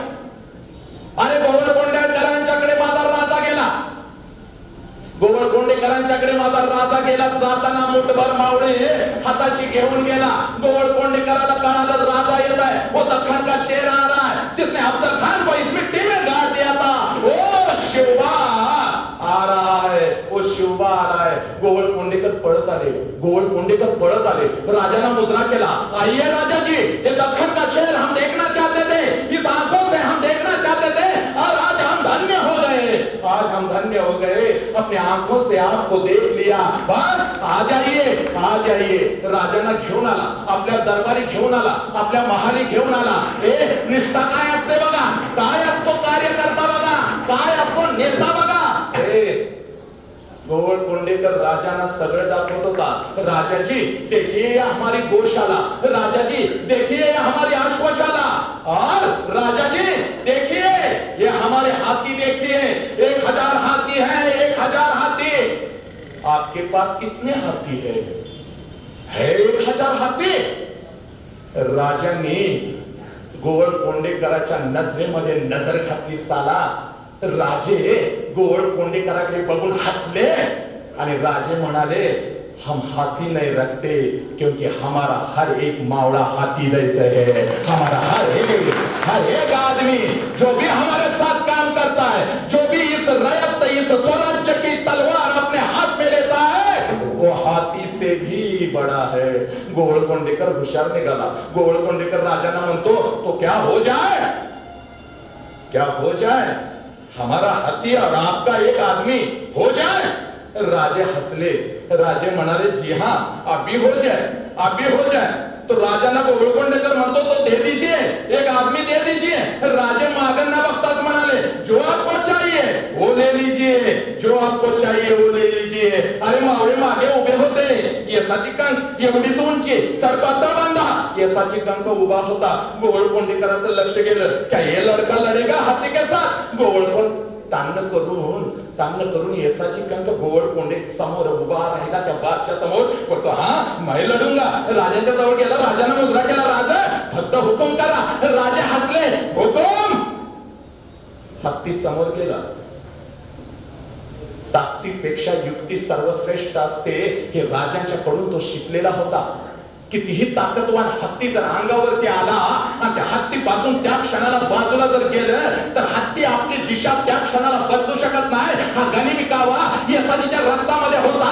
हत्ती धावत आला, येसाजी बाजूला झाला, हत्ती पुढे निघून गेला, येसाजी मागून वरती चढला आणि एका मिनिटामध्ये हत्तीची सोंड कापली आणि दुसऱ्या मिनिटाला हत्ती मातीमध्ये पाडला. लक्षात घ्या, राजा हसले. राजा हसलं. गोवळकोंडेकरांना गळ्यातली माळ काढली आणि येसाजीच्या समोर ठेवली. येसाजी म्हणतो, नहीं मैं येसाजी नहीं हूं. हमारे हर एक मन में, हमारे खून की बूंद बूंद में हमारे राजा जी रहते हैं, और राजा जी किसी के सामने हाथ नहीं फैलाते, राजा जी किसी के सामने हाथ नहीं फैलाते, उसको निष्ठा बोलते हैं. माय बाप, आजकाल कसं झालंय, गळ्यातला मोत्याचा हार काढला की लाचारी आली आमच्याकडे, लाचारी आली. कोणी हार काढला की आम्ही तिकडे गेलो. निष्ठावान तोच असतो. अरे ऐका, 1936 जग जनता हिटलर, काय निष्ठा असते आज तुमच्या काळजामध्ये पेरून जातोय. जग जनता हिटलर हॉकीचा सामना बघायला बसला होता बर्लिन मध्ये, जर्मनी मध्ये, आणि लढत कोण होता, भारत आणि जर्मनी समोरासमोर. भारत आणि जर्मनी समोरासमोर. हिटलर असा बसलेला होता, जर्मनी जीत जाएगा, फाइनल में जीत जाएगा. और भारत का नेतृत्व कर रहे थे ध्यानचंद. ध्यानचंद भारत का नेतृत्व कर रहे थे, खेल रहे थे। आग थी उनके मन में, बस उनके सामने सिर्फ तिरंगा दिख रहा था, तिरंगा दिख रहा था। वो शख्स ऐसे खेला, बिजली की तरह खेल रहा था और 1-8 से जर्मनी को हरा दिया और हिटलर को पसीना पसीना आ गया, पसीना पसीना हिटलर हो रहा था। हिटलर बोलता है, कौन है वो, उसको बुलाओ, कौन है वो, उसको बुलाओ, कौन ध्यानचंद है, उसको बुलाओ, मेरे सामने रखो। जगत चेता हिटलर एका खेळाडूला बोलवतो, खेळाडू समोर उभा राहतो आणि हिटलर म्हणतो, क्या करते हो? अरे भारतीय फौज में हो। हिटलर बोलता है तुम यहां आ जाओ, तुम जर्मनी की फौज में आ जाओ, बहुत ऊंचे स्थान पर तुम्हें रखूंगा। हिटलर म्हणतो ध्यानचंद यांना, आणि त्यावेळेला ध्यानचंद यांची निष्ठा जागी होते आणि ध्यानचंद हिटलरला उत्तर देतात, आज भी जिस झोपड़ी में रहता हूं, अगर वहां रहना और 10 साल पड़े तो भी मैं यही रहूंगा, लेकिन किसी के लिए देश का तिरंगा नीचा करके मैं किसी की सेवा में नहीं आ सकता हूं। ही निष्ठा होती, हे ध्यान होतं, लक्षात घ्या, ही निष्ठा लक्षात घ्या। अरे मगाशी भाई साहेब तुम्ही उभं राहिला त्यावेळेला छत्रपती शिवाजीराजे पुन्हा एकदा डोळ्यासमोर उभे राहिले। औरंगजेबाच्या कैदेमध्ये असताना राजाच्या बरोबर मदारी मेहंदर होता, हे बहुजनांचं राज्य आहे, रयत संघटना आहे। रयत नाव काय आहे? रयतेची संघटना आहे। मग त्यामध्ये महाराला, मांगाला, चांबाराला, वंग्याला सगळे आले, मराठाला सगळे आले, बहुजन आले। आणि ही काकांच्या पासून वाहत आलेली विचारधारा आहे, काकांच्या पासून वाहत आलेली। आतून पेटलं पाहिजे, अंतरंग पेटलं पाहिजे, लक्षात घ्या। कारण एक नेता जेवढ्या ताकदीचा असतो त्याच्या 1000 पट त्याचा कार्यकर्ता प्रचंड मोठ्या ताकदीचा असतो। कार्यकर्त्यांच्या बाबतीत छत्रपती शिवाजीराजांनी स्वराज्य उभं केलं। राजांचा राज्याभिषेक होता आणि राजा मदारीला म्हणतात, मदारी आओ मेरे पास आओ, मदारी बोलो क्या चाहिए तुम्हें, मदारी बोलो ना, मदारी क्या चाहिए तुम्हें। सगळ्यांना राजांनी काय काय दिलं होतं, मदारी शेवटी राजा होता, अंगरक्षक होता राजांचा। मदारीला राजे म्हणतात, मदारी आओ ना, सामने आओ ना, क्या चाहिए तुम्हें, मदारी क्या चाहिए। ए युवकांनो, अंतरंग पेटण्यासाठी निष्ठा काय असते आणि खरी निष्ठा बघा। माणूस ज्या वेळेला यशस्वी असतो त्यावेळेला तो कसा वागतो, कार्यकर्ता जेव्हा यशस्वी असतो, कार्यकर्त्याचा नेता जेव्हा यशस्वी असतो त्यावेळेला कार्यकर्ता कसा वागतो याच्यावरती खरा कार्यकर्ता ठरवला जात नाही, तर लक्षात घ्या, ज्या वेळेला नेता अडचणीत असतो त्यावेळेला कार्यकर्ता कसा वागतो याच्यावरती खरा कार्यकर्ता ठरवला जातो। राजा आता उच्च स्थानावरती होते, राजांचा राज्याभिषेक चाललेला होता आणि राजे मदारी म्हणतात, मदारी क्या चाहिए तुम्हें। त्यावेळेला मदारी म्हणतो, राज मला काही सुद्धा नको, त्यावेळेला राज हात जोडून मदारीला म्हणतात, मदारी अगर औरंगजेब के कैदे में हम थे तो तुम वहां अगर नहीं होते तो तुम्हारे राजा जी का इतिहास वही खत्म हो जाता, मांग लो। औरंगजेब जातीमध्ये भांडण लावली। औरंगजेब मुस्लिम होता, पाहिजे असतं तर माझा मदारी लगेच तिकडे गेला असता। इथं जातीचा प्रश्न नव्हता, धर्माचा प्रश्न नव्हता, इथं माणुसकी आणि निष्ठेचा प्रश्न होता। ज्या राजांनी मदारीला उचलून काळजामध्ये ठेवलेलं होतं त्या राजाला सुरक्षित महाराष्ट्रामध्ये घेऊन आला तो मदारी आला, जो मुस्लिम होता। साधी गोष्ट आहे आणि म्हणून ताकद लावायची। 2500, 2000, 3000 आकडा माझ्याकडे नाहीये, पण काकांनी जे काम केलं, किती कुटुंब उभी राहिली। पैसे घेऊन काम करणारे खूप बघितले, खूप आहेत, पण पैसे न घेता एखाद्याचं कुटुंब उभं राहावं, ते कुटुंब आज किती प्रचंड मोठ्या प्रमाणावरती आशीर्वाद देत असेल। आणि लक्षात घ्या, सतत 7 वेळ निवडून देत असताना लक्षात घ्या, तो विश्वास जनतेनं दाखवला। पुन्हा एकदा लक्षात घ्या, आपल्या नेत्याच्या पाठीशी खंबीरपणे उभं राहा, लक्षात घ्या।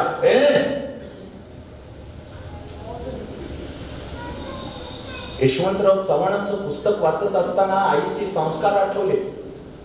मुला, महाराष्ट्राचा पहिला मुख्यमंत्री म्हणून त्या गादीवरती बसत आहेस, लक्षात घे। फक्त एकाच व्यक्तीला नजरेसमोर आण, एकाच व्यक्तीला डोळ्यासमोर आण। कोणत्या? बहुजनांचं स्वराज्य उभं केल्यानंतर पहिल्यांदा जो राजांचा झाला तो छत्रपती शिवाजी राजा होता, ज्या जिजाऊनं घडवलं. आणि अगदी त्याच पद्धतीने तुला स्वराज्य करायचं आहे. तीच विचारधारा वसंतराव दादांच्या पासून सगळ्यांची विचारधारा आहे. डोळ्यामध्ये घळ करून पाणी येतं रे. कोण कुठल्या पक्षाचा मला माहिती नाही, पण आबांच्या मुखातून ते ऐकत होतं आणि डोळ्यामध्ये घळ करून पाणी आले. अरे किती प्रचंड निष्ठा असते ना, आग किती असते, आग किती असते. आबा सांगत होते, माझे वडील गेले तेव्हा मी शांतिनिकेतनला शिकत होतो. आबा माझे गेले तेव्हा मी शांतिनिकेतनला शिकत होतो. आबा सांगतात, माझ्या वडिलांचा मृत्यू झाला, बातमी माझ्यापर्यंत पोहोचली. पळत जात होतो गावाकडे, पैसे नव्हते, वाहन नव्हतं, जात होतो, चालत जात होतो, पळत जात होतो. बाप डोळ्यासमोर दिसत होता. गावकऱ्यांना घाई झाली होती. मी जायच्या अगोदरच माझ्या बापाचं प्रेत स्मशानामध्ये जाळलेलं होतं. फक्त राख बघून आलो, ती आग बघून आलो. घरामध्ये आलो, खूप रडलो. आई सुद्धा रडत होती. 4 दिवस संपले, पुन्हा जायचं होतं कॉलेजला. आईला नमस्कार केला. आईला म्हणलं, आई निघतो ग, आई जातो ग. त्यावेळेला आई म्हणाली, जा बाळा. अंगावरचा शर्ट फाटलेला होता, अंगावरचा शर्ट काढला, आईकडे दिला. आईला म्हणलं, आई जरासा फाटलाय, शिव ना. आईच्या डोळ्यामध्ये घळ करून पाणी आलं. अरे लेकरा, कुठं शिवता याला, किती शिवता याला, सगळीकडे फाटलाय माझ्या लेकरा, कुठं शिव. आबांचं लक्ष माळ्यावरती गेलं. माळ्यावरचं गाठोडं आबांना दिसलं. आईचा डोळा चुकून आबा मग गाठोडं सोडायला गेले. माळ्यावरती चढले, गाठोडं सोडलं. वडिलांचा एक शर्ट दिसला, पण मोठा होता, ढगळा होता. आबाने गपचूप प्लॅस्टिकच्या पिशवीमध्ये घातला. आबा एका टेलरकडे गेले, शिंत्रे टेलर त्यांच्याकडे गेले. आबाने तो शर्ट दिला. माझ्या मापाचा करून दे. शिंत्रे टेलर शर्ट शिवत होता. त्याचा मित्राचा तो शर्ट होता, त्यानं ओळखलं होतं. आपल्या बापाचा शर्ट पोरगं लहान करायला घेऊन आलंय. आणि शिवता प्रत्येक टाक्याबरोबर त्या टेलरच्या डोळ्यातूनही पाणी येत होतं. लक्षात घ्या, त्या टेलरच्या डोळ्यातूनही पाणी येत होतं. आबाने तो शर्ट घातला ना आई समोर आले शर्ट घालून. आईला नमस्कार केला ना. आईला म्हणले, आई निघू का ग? अंगावरचा शर्ट आईने बघितला आणि आबा सांगतात, माझे वडील गेल्यानंतर जेवढी आई रडली नव्हती, तेवढी आई तो शर्ट माझ्या अंगावर बघितल्यानंतर रडली. ही जाणीव मला होती. आणि म्हणून आर पाटील घडला. लक्षात घ्या. हे मित्रांनो, एकच सांगायचं आहे, कुणाचं काम करता, काय काम करता मला माहिती नाही, पण लक्षात घ्या, काम करताना जीव गेला तरी घेतर. अरे कर्णाला पुन्हा प्यार म्हणते, 5 पांडव मला जिवंत पाहिजे, तू 6वा आहे. 5 पांडव मला जिवंत पाहिजे, तू 6वा आहे. आईला शब्द देतो, तुझी 5 मुलं जिवंतच राहतील, तू चल ना माझ्या बरोबर. आई म्हणते, त्यावेळेला म्हणतो, मार्ग चुकीचा असला, मार्ग खरा असला, मला माहित नाही आता मार्ग, पण माझ्या मित्राला मी शब्द दिलेला आहे. बस श्वास जाईल तर त्याच्या मांडीवरती जाईल. लक्षात घ्या, श्वास जाईल तर त्याच्या मांडीवरती जाईल. निष्ठा असते. निष्ठा जास्त वेळ घेत नाही मी, तुमचा वेळ खूप कमी आहे. पण पुन्हा एकदा प्रचंड मोठं एकदा वादळ उभं करायचं आहे. पुन्हा एकदा हजारोच्या संख्येने ज्या वेळेला युवक समोर माझ्या उभं राहील, त्यावेळेला पुन्हा एकदा पेटून उठायचं आहे. कळतंय, सगळं कळतंय. पेटताय पण तुम्ही. घोळ काय आहे माहितीये का? पेटताय. घराकडे गेले,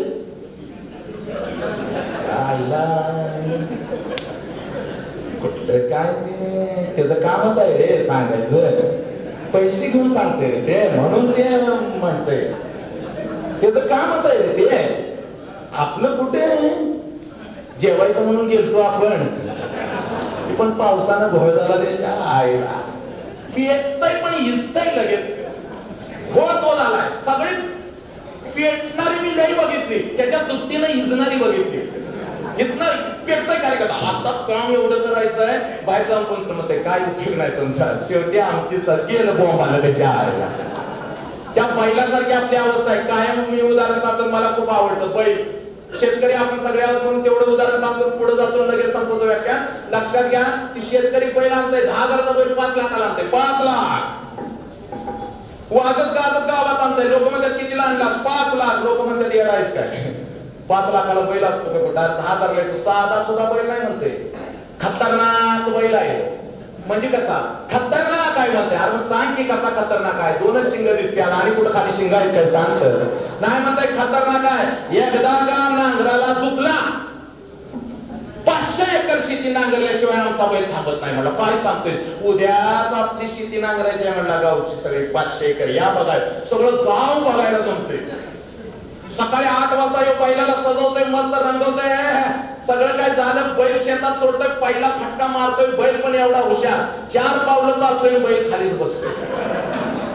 सगळं गाव त्याला हसतंय, सुधरायचं नाही म्हणतंय, घेऊन आलं म्हणतंय 5 लाखाला. त्याला येतो राग, ज्याच्याकडून विकत आणला होता त्याच्याकडे जाते आणि त्याला जोरात ओरडून म्हणते, कसला दिलास बैल? अरे 10,000चा बैल 5 लाखाला मला दिला, घेऊन गेलो, 500 एकर नांगरताय, कुठं नांगरताय? तर ते आतनं म्हणालं, नांगरते की. तर हे म्हणालं, कधी? तर ते आतनं म्हणतंय, जर त्याच्या मनात आलं तरच नांगरते.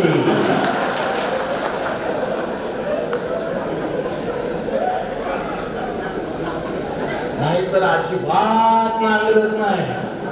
मग ह्यानं 5 लाख दिल तो, म्हणून ही हळूच म्हणतंय असं झुकून, त्याच्या मनात कधी येणार? तर ते म्हणतंय, तेच त्याच्या मनात येत नाही म्हणून तुला ऐकलं आहे म्हणतंय.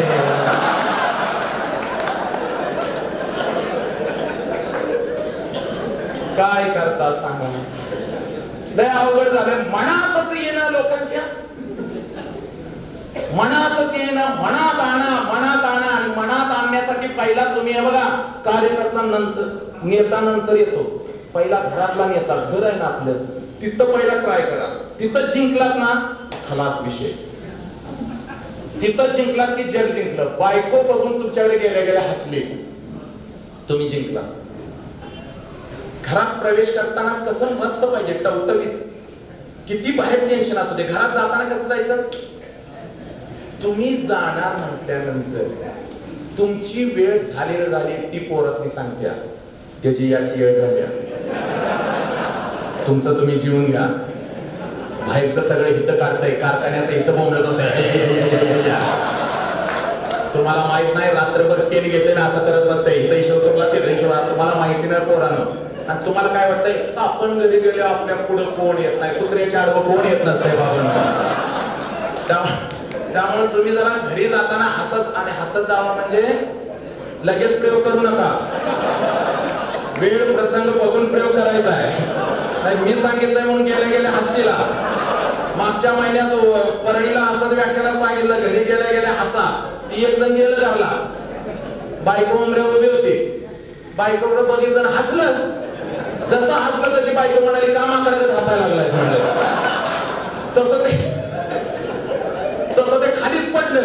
तिथनच मला फोन आला, काय साहेब म्हणलं चुकीचं सांगितलं सा, बायकोकडे हसा म्हणला सा, मी हसलो, बायको मध्ये काय माकडागत हसायला लागलाय. म्हटलं वहिनीच्याकडे जरा फोन दे. वहिनीनं म्हणलं, वहिनी नमस्कार, वसंत अंकारे बोलतोय, आनंदी जीवनाचा साधक, चला आता माणूस घडवूयाचा संकल्प, वसंत अंकारे बोलतोय. वहिनी काय झालं? वहिनी म्हणली, बरं झालं तुम्ही फोन केला, बरं झालं फोन केला, जरा समजावून सांगा त्याला समजावून सांगा, लग्नाला 18 वर्ष झाली, एकदा पण हसलं नव्हतं. लग्नाला 18 वर्ष झाली, एकदा पण हसलं नव्हतं, आणि मगाशी माझ्या आईला अटॅक आलाय तर हे हसत आलं म्हणलं.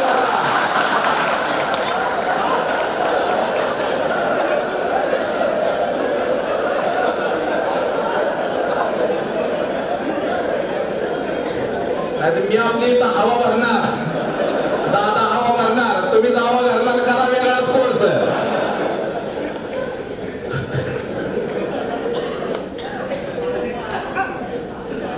एकदम कसा जोश मध्ये नक्की जायचं, पण सगळं ते तसंच होतंय ना, कार्यकर्त्यांची बोंब असते, एवढा उत्साह असतोय ना, कुठल्या बूथवर कोण हेच त्यांना कळत नाही, बोंबलत नसते, आपलं काय निवडणुकीत झाली, निकाल लागले, घरात बसतात बोंबाला त्याच्या. अरे शुद्ध पाहिजे, शुद्ध. लय आनंदात काय पण करायचं नाही. आनंदात तर सगळ्यात मोठा घोळ आनंदात होतो, दुःखात एक वेळ माणसं सावरतात, आनंदात माणसं सगळ्यात जास्त, आनंदात असताना माणसं ढासळलेली मी बघितल्या, दुःखात एक वेळ सावरू शकतो, आनंदातच सगळे ढासळल्या. काय आनंद होतो कुणाला? एकदा रेल्वे, माझं अमरावतीला व्याख्यान होतं, नऊची गाडी होती, कार्यकर्ते एवढे उत्साही मला घ्यायला, जिथं जाईल तिथं काय शिक्षक बांधव तुफान प्रेम करतो, युवक तुफान प्रेम करतो, सोडायला सुद्धा मला घ्यायला लय मजा असते. व्याख्यान व्हायच्या अगोदर कोण काळ कुत्र विचारत नाही, व्याख्यान झालं की प्रेम करतात. मग ती लगत मला सोडायला सगळेजण अशी, सर तुमची बॅग मी घेणार, तुमची बॅग. एक बॅग होती ती पण फाडून टाकली, ह्यानं वळ त्यानं वळ. आता त्यांना सांगू कसं माझ्याकडे एकच बॅग आहे, त्यांना वाटतं मी लय कोट्याधीश आहे, मी कोट्याधीश सोडा. असं म्हणलं मानधन वाढवतील. काय गेलो तिथं उभं राहिलो, ट्रेन लागलेली होती, 8:30लाच पोहोचलो. आमची ट्रेन 9ला होती म्हणून एक ट्रेन अगोदर लागलेली होती, पण आम्ही आपलं उभं होतो चर्चा करत. सर असं झालं, येऊ मुद्द्याला एवढी असते असं चाललं होतं. ती ट्रेन सुटली आणि दोघं पळत आली. एक होतं जाडजूड, ते पळत होतं धापा टाकत, ट्रेन पकडायची होती. आणि दुसरं जे होतं ते सडपातळ बांध्याचं होतं, पिशव्या 4-5 अडकवलेल्या होत्या आणि ते जोरात पळत होतं. मी म्हटलं दोघांची पण ट्रेन चुकते का नाही बघा.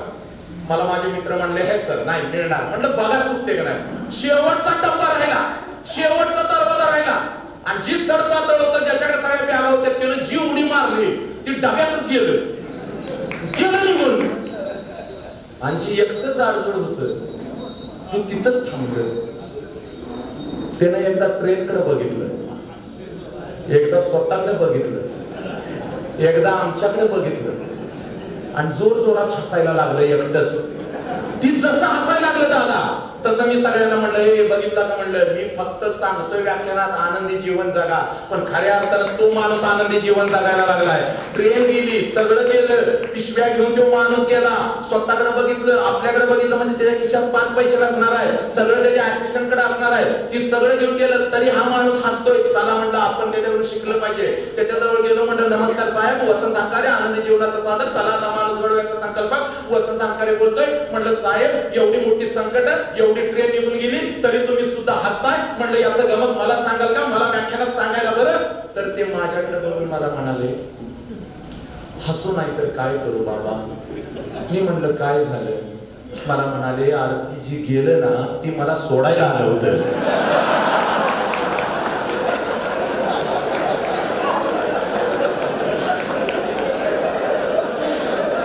कार्यकर्त्यांचं पण तसंच होतंय. निवडून आणायचं म्हणतात तर भास करून स्वतःच उभं राहतात. त्यामुळे खूप काही बारीक गोष्टी आहेत, हसवत सांगतोय पण प्रचंड मोठ्या गोष्टी आहेत. आज गरज आहे लक्षात घ्या. आज तुम्हाला खरं सांगतो या विचार मंचावरती उभा आहे. आम्ही ज्या वेळेला समाजामध्ये काम करत असतो, सामाजिक काम करत असतो, त्यावेळेला आम्हाला कुठला पक्ष निवडून आलाय याला महत्व देत नाही आम्ही, पण त्या पक्षामध्ये राजकारणाच्या अगोदर माणसं किती आहेत, माणुसकी किती आहे याला आम्ही महत्व देतो. कारण या समाजाला माणसांची गरज आहे, माणुसकीची गरज आहे. मायबाप खूप हसलात, लक्षात घ्या का गरज आहे. किती प्रेम असतं माहितीये तुम्हाला. रस्त्याच्या कडेला पडलेल्या ज्या वेळेला म्हाताऱ्या आईकडे मी जातो, रस्त्याच्या कडेला पडलेल्या त्या म्हाताऱ्या आईकडे जेव्हा मी जातो आणि तिच्या डोक्यावरून हात फिरवून तिला म्हणतो आई का ग रस्त्याच्या कडेला बसलेस. लक्षात घ्या खूप महत्वाचं आहे आणि हे सत्य आणि वास्तव सांगतोय, पुस्तकातली कथा नाही, जे अनुभवलं ते सांगतोय. त्या मातेला ज्या वेळेला मी विचारतो काय ना कुठं आहे पोरगा, त्यावेळेला ती म्हणते आहे ना माझं पोरगा, काम करतंय मुंबईमध्ये, काम करतंय, मला नाही बघत, मला बघत नाही. अरे ज्या पोरानं आईवरती भीक मागायची वेळ आणली, ज्या पोरानं आईवरती रस्त्यावर पडायची वेळ आणली, जी आई भुके पोटी हातपाय असते, ज्या आईला चालता येत नाही, पावसामध्ये भिजते, चिखलामध्ये भिजते, भिकारी पडले, वेडी बाहेर पडले म्हणून समाज तिच्याकडे लक्ष देत नाही, अशा मातेला मी जवळ घेऊन विचारलं आई तुझं कुणावर जास्त प्रेम आहे. तर पहिलं तोंडातून येतं मुंबईला माझं पोरग आहे, त्याची मला आठवण येते. माझं अजूनही प्रेम माझ्या पोरावर आहे. जो पोरगा आपल्या आईला टाकून देतो तरी सुद्धा लक्षात घ्या, जो पोरगा आपल्या आईला टाकून देतो तरी सुद्धा आई नजरेनं त्या पोराकडे बघत असते, आतलं प्रेम उफाळून देत असतं. खऱ्या नेत्याची तीच निशाणी असते. खरा नेता आपल्या कार्यकर्त्यांना मुलासारखा जपत असतो, कुटुंबासारखा जपत असतो. एखादा कार्यकर्ता चिडला, रागवला, निघून गेला तर लक्षात घ्या तो नेता सुद्धा आईसारखा घळाघळा रडत असतो. अशा नेत्यांची लक्षात घ्या, खांद्याला खांदा लावून सगळ्यांनी काम केलं पाहिजे. देशाचा उद्धार केला पाहिजे, देश उभं राहिलं पाहिजे, राष्ट्र उभं राहिलं पाहिजे. राष्ट्रशक्ती, युवा शक्ती हीच राष्ट्रशक्ती. आज कारगिल 20 वर्ष पूर्ण झाले एवढा सांगतो आणि मी तर थांबतो. मातानो जास्त वेळ मी तुमचा घेणार नाही, लक्षात घ्या खूप वेळ झालेला आहे. पण सांगू दे 20 वर्ष झाली. 1999ला पाकिस्तान मी म्हणता घुसला, आतमध्ये घुसलं एवढं घुसलं. मे महिना होता, मे महिना. जवान माझ्या सुट्टीला आले होते, युद्धभूमीवरती युद्ध सुरू झालं. हे ऐका, दोनच गोष्टी सांगणार आहे आणि मी तर थांबणार आहे. निष्ठा काय असते बघा, पेटून उठा, लक्षात घ्या. काम करायचं, आर नाही पार नाही, एकदम सरळ थेट लक्षात घ्या. काळजामध्ये घुसला पाहिजे. काम असं झालं पाहिजे, आधीमध्ये राहायचं नाही, लक्षात घ्या. 1999 ला मे महिन्यामध्ये जवानांना पत्र आलं, तार आली, फोन आले. जसं असेल त्या अवस्थेमध्ये निघा. तुमची भारत माता, तुमची आई, तुमची जननी हे तुमची आदिशक्ती, तुमची रणचंडिका भारत माता अडचणीमध्ये आहे. पाकिस्तानने हमला केला. या त्यावेळेला कॅप्टन विक्रम बत्रा लगेच निघाले. आई पळत गेली. कॅप्टन विक्रम बत्रांना म्हणते, बेटे, परमवीर चक्र विजेते कॅप्टन विक्रम बत्रांना आई म्हणते, बेटे, कल तो आए थे, आज वापस जा रहे हो. विक्रम बत्रा में तो माँ, मुझे जाना होगा. तुमने मुझे जन्म दिया, लेकिन जीवन क्या होता है मुझे इस माँ ने दिखाया. तुम मेरी छोटी माँ हो, ये भारत माता मेरी बड़ी माँ है. उसकी रक्षा के लिए मुझे जाना होगा. वडील समोर येतात. वडील विक्रमच्या खांद्यावरती हात ठेवतात. कॅप्टन विक्रम बत्रा यांच्या खांद्यावरती हात ठेवतात आणि कॅप्टन विक्रम बत्राला वडील म्हणतात, बेटे, जरूर वापस आना. हम तुम्हारा इंतजार कर रहे हैं, जरूर वापस आना. त्यावेळेला कॅप्टन विक्रम बत्रा आपल्या वडिलांच्या नजरेत नजर घालत मिशेला पेंडेत म्हणतो, पिताजी, जरूर वापस आऊंगा. एक तो इस देश का तिरंगा लहरा कर आऊंगा, या उसी तिरंगा में लपेट कर आऊंगा, लेकिन घर जरूर आऊंगा. एवढी मोठी जबाबदारी. देशाच्या अंतरंगामध्ये आमचा नेता असतो, कार्यकर्ता असतो, तो देश सांभाळत असतो. नैतिकता अगोदर सांभाळून घ्या आणि त्या युद्धभूमीवरती लक्षात घ्या, तो जवान लढत असतो. सौरभ कालियाची या निमित्तानं आठवण झाली. लक्षात घ्या. कोण सौरभ कालिया? औरंगजेबाच्या कैदेमध्ये माझा शंभू राजा होता. त्यावेळेला औरंगजेब शंभू राजाला विचारत होता, बोल संभा, बोल. हम तुम्हारी जान बख्श देंगे संभा, बोल. कहाँ है तेरा खजीना? और वो कौन लोग हैं जो नमक हमारा खाते हैं और काम तुम्हारे साथ करते हैं? कौन है वो लोग? नहीं तो हम तुम्हारी आंखें निकाल देंगे, हम तुम्हारी जबान निकाल देंगे, तुम्हारे इस शरीर के छोटे टुकड़े कर देंगे. शंभू राजा औरंगजेबाला उत्तर देतो, जो करना है वो कर लो, लेकिन ये शिवपुत्र छत्रपति शिवाजी राजे का स्वराज्य तेरे चरणों में कभी भी नहीं रखेगा. पापलेल्या साळ्या डोळ्यासमोर आल्या, सर्व करून डोळे गेले, जीभ काढली गेली, अंगावरचं कातडं सोडलं गेलं, जिवंत नख काढली गेली. एवढ्यानी समाधान झालं नाही शत्रूचं, म्हणून देहाची खांडोळी केली, तरी सुद्धा स्वराज्य दिलं नाही. 27 वर्ष याच मातीमध्ये होता आणि याच मातीमध्ये शेवटी औरंगजेबाची कबर आमच्या मावळ्यांनी. लक्षात घ्या, इथं कोण होता? तो शत्रू होता. आलेला शत्रूला गाडलं. इतपतच राजकारण केलं पाहिजे, जातीचं राजकारण नाही. लक्षात घ्या, शत्रू स्वराज्यावरती चालून आला, त्याला थांबवण्याचं काम आमच्या मावळ्यांचं होतं. मावळ्यांनी थांबवलं. लक्षात घ्या, तसा सौरभ कालिया होता. फक्त जून महिन्याच्या अगोदरचा मे महिना आतंकवादी घुसल्याची बातमी कळाली आणि सौरभ कालिया बरोबर 5 लोक कारगिल युद्धामध्ये 5 शूर जवान बघण्यासाठी म्हणून गेले. पाकिस्तानने घात केला. पाकिस्तानने या 14-5 जणांना पकडलं. युद्ध सुरू होण्याच्या अगोदरच 5 आमचे जवान पाकिस्तानच्या कैदेमध्ये होते आणि सौरभ कालियाला विचारत होते, तुम्हारा प्लान क्या है बोलो, तुम्हारे कहां सैन्य है बोलो, जो कुछ भी है हमें बोलो, हमें सब इंफॉर्मेशन तुम्हारे पास जितनी भी है दे दो. क्योंकि वो कैप्टन थे और उनके पास बहुत इंफॉर्मेशन थी, उन्हें मालूम था. सौरभ कालिया बोले, नहीं, मैं कुछ नहीं बताऊंगा. कुछ नहीं बताता है, इसके लिए उसकी जबान निकाल दी.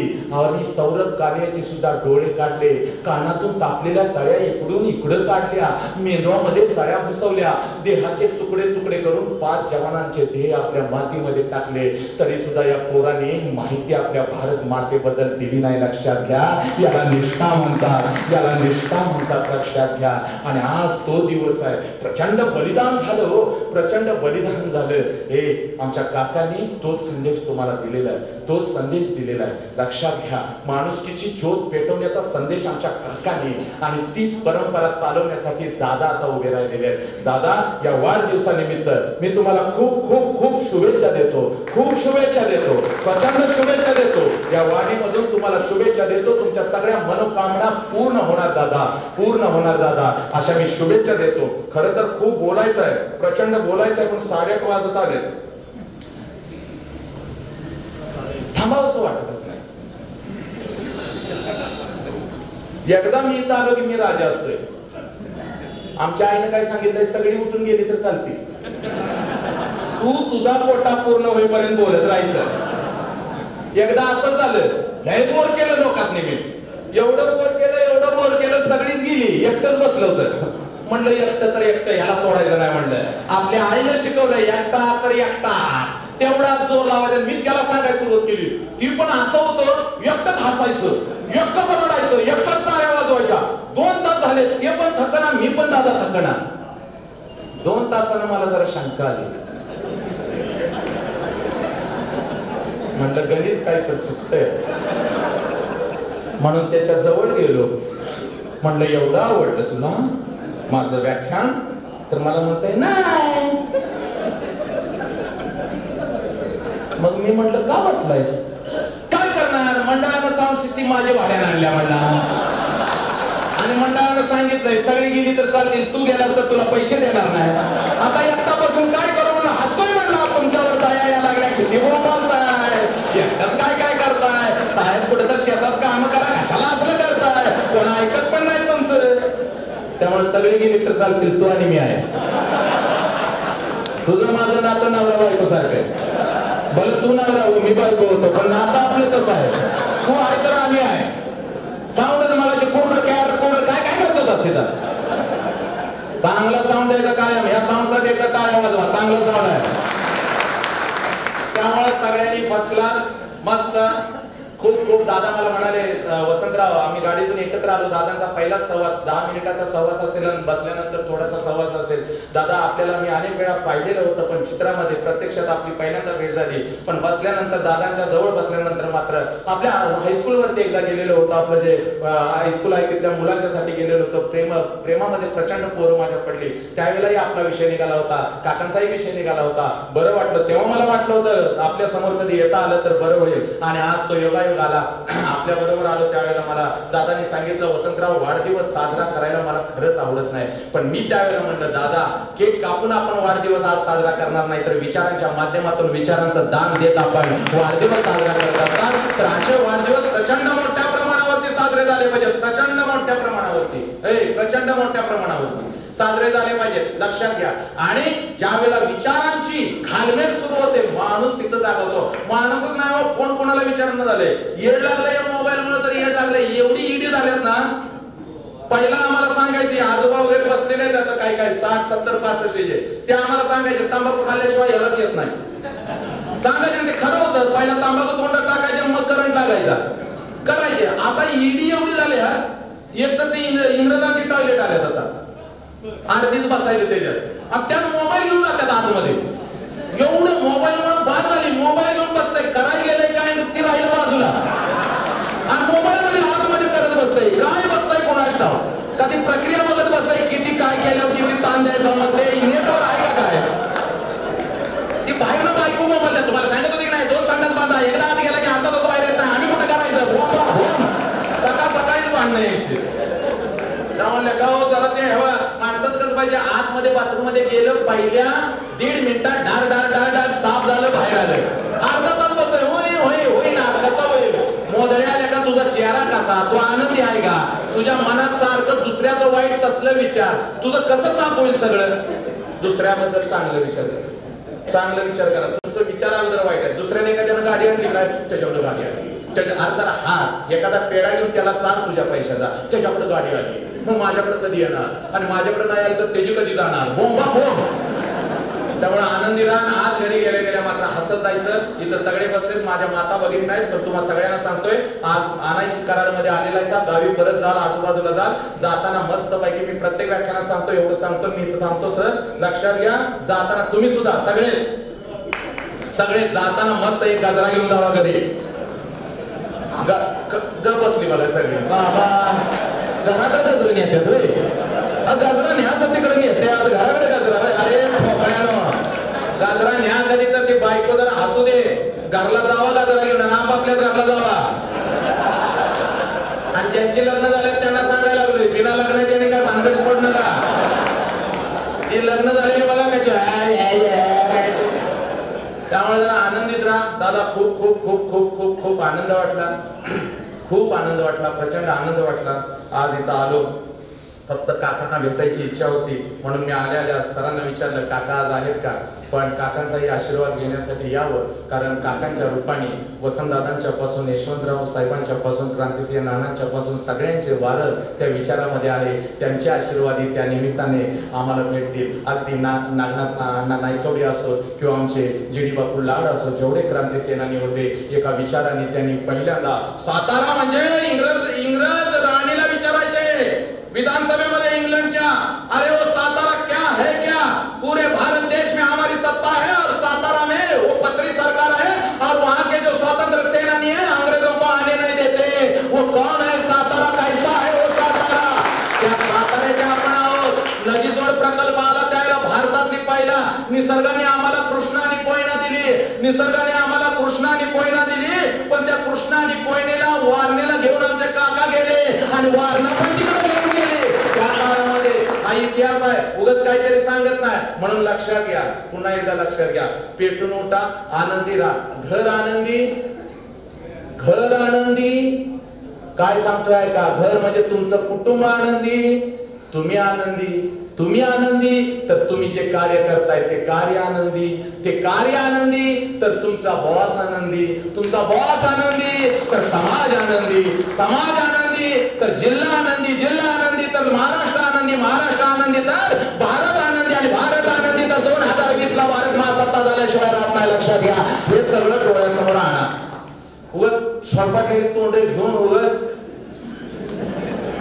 काय उपयोगच नाही रे.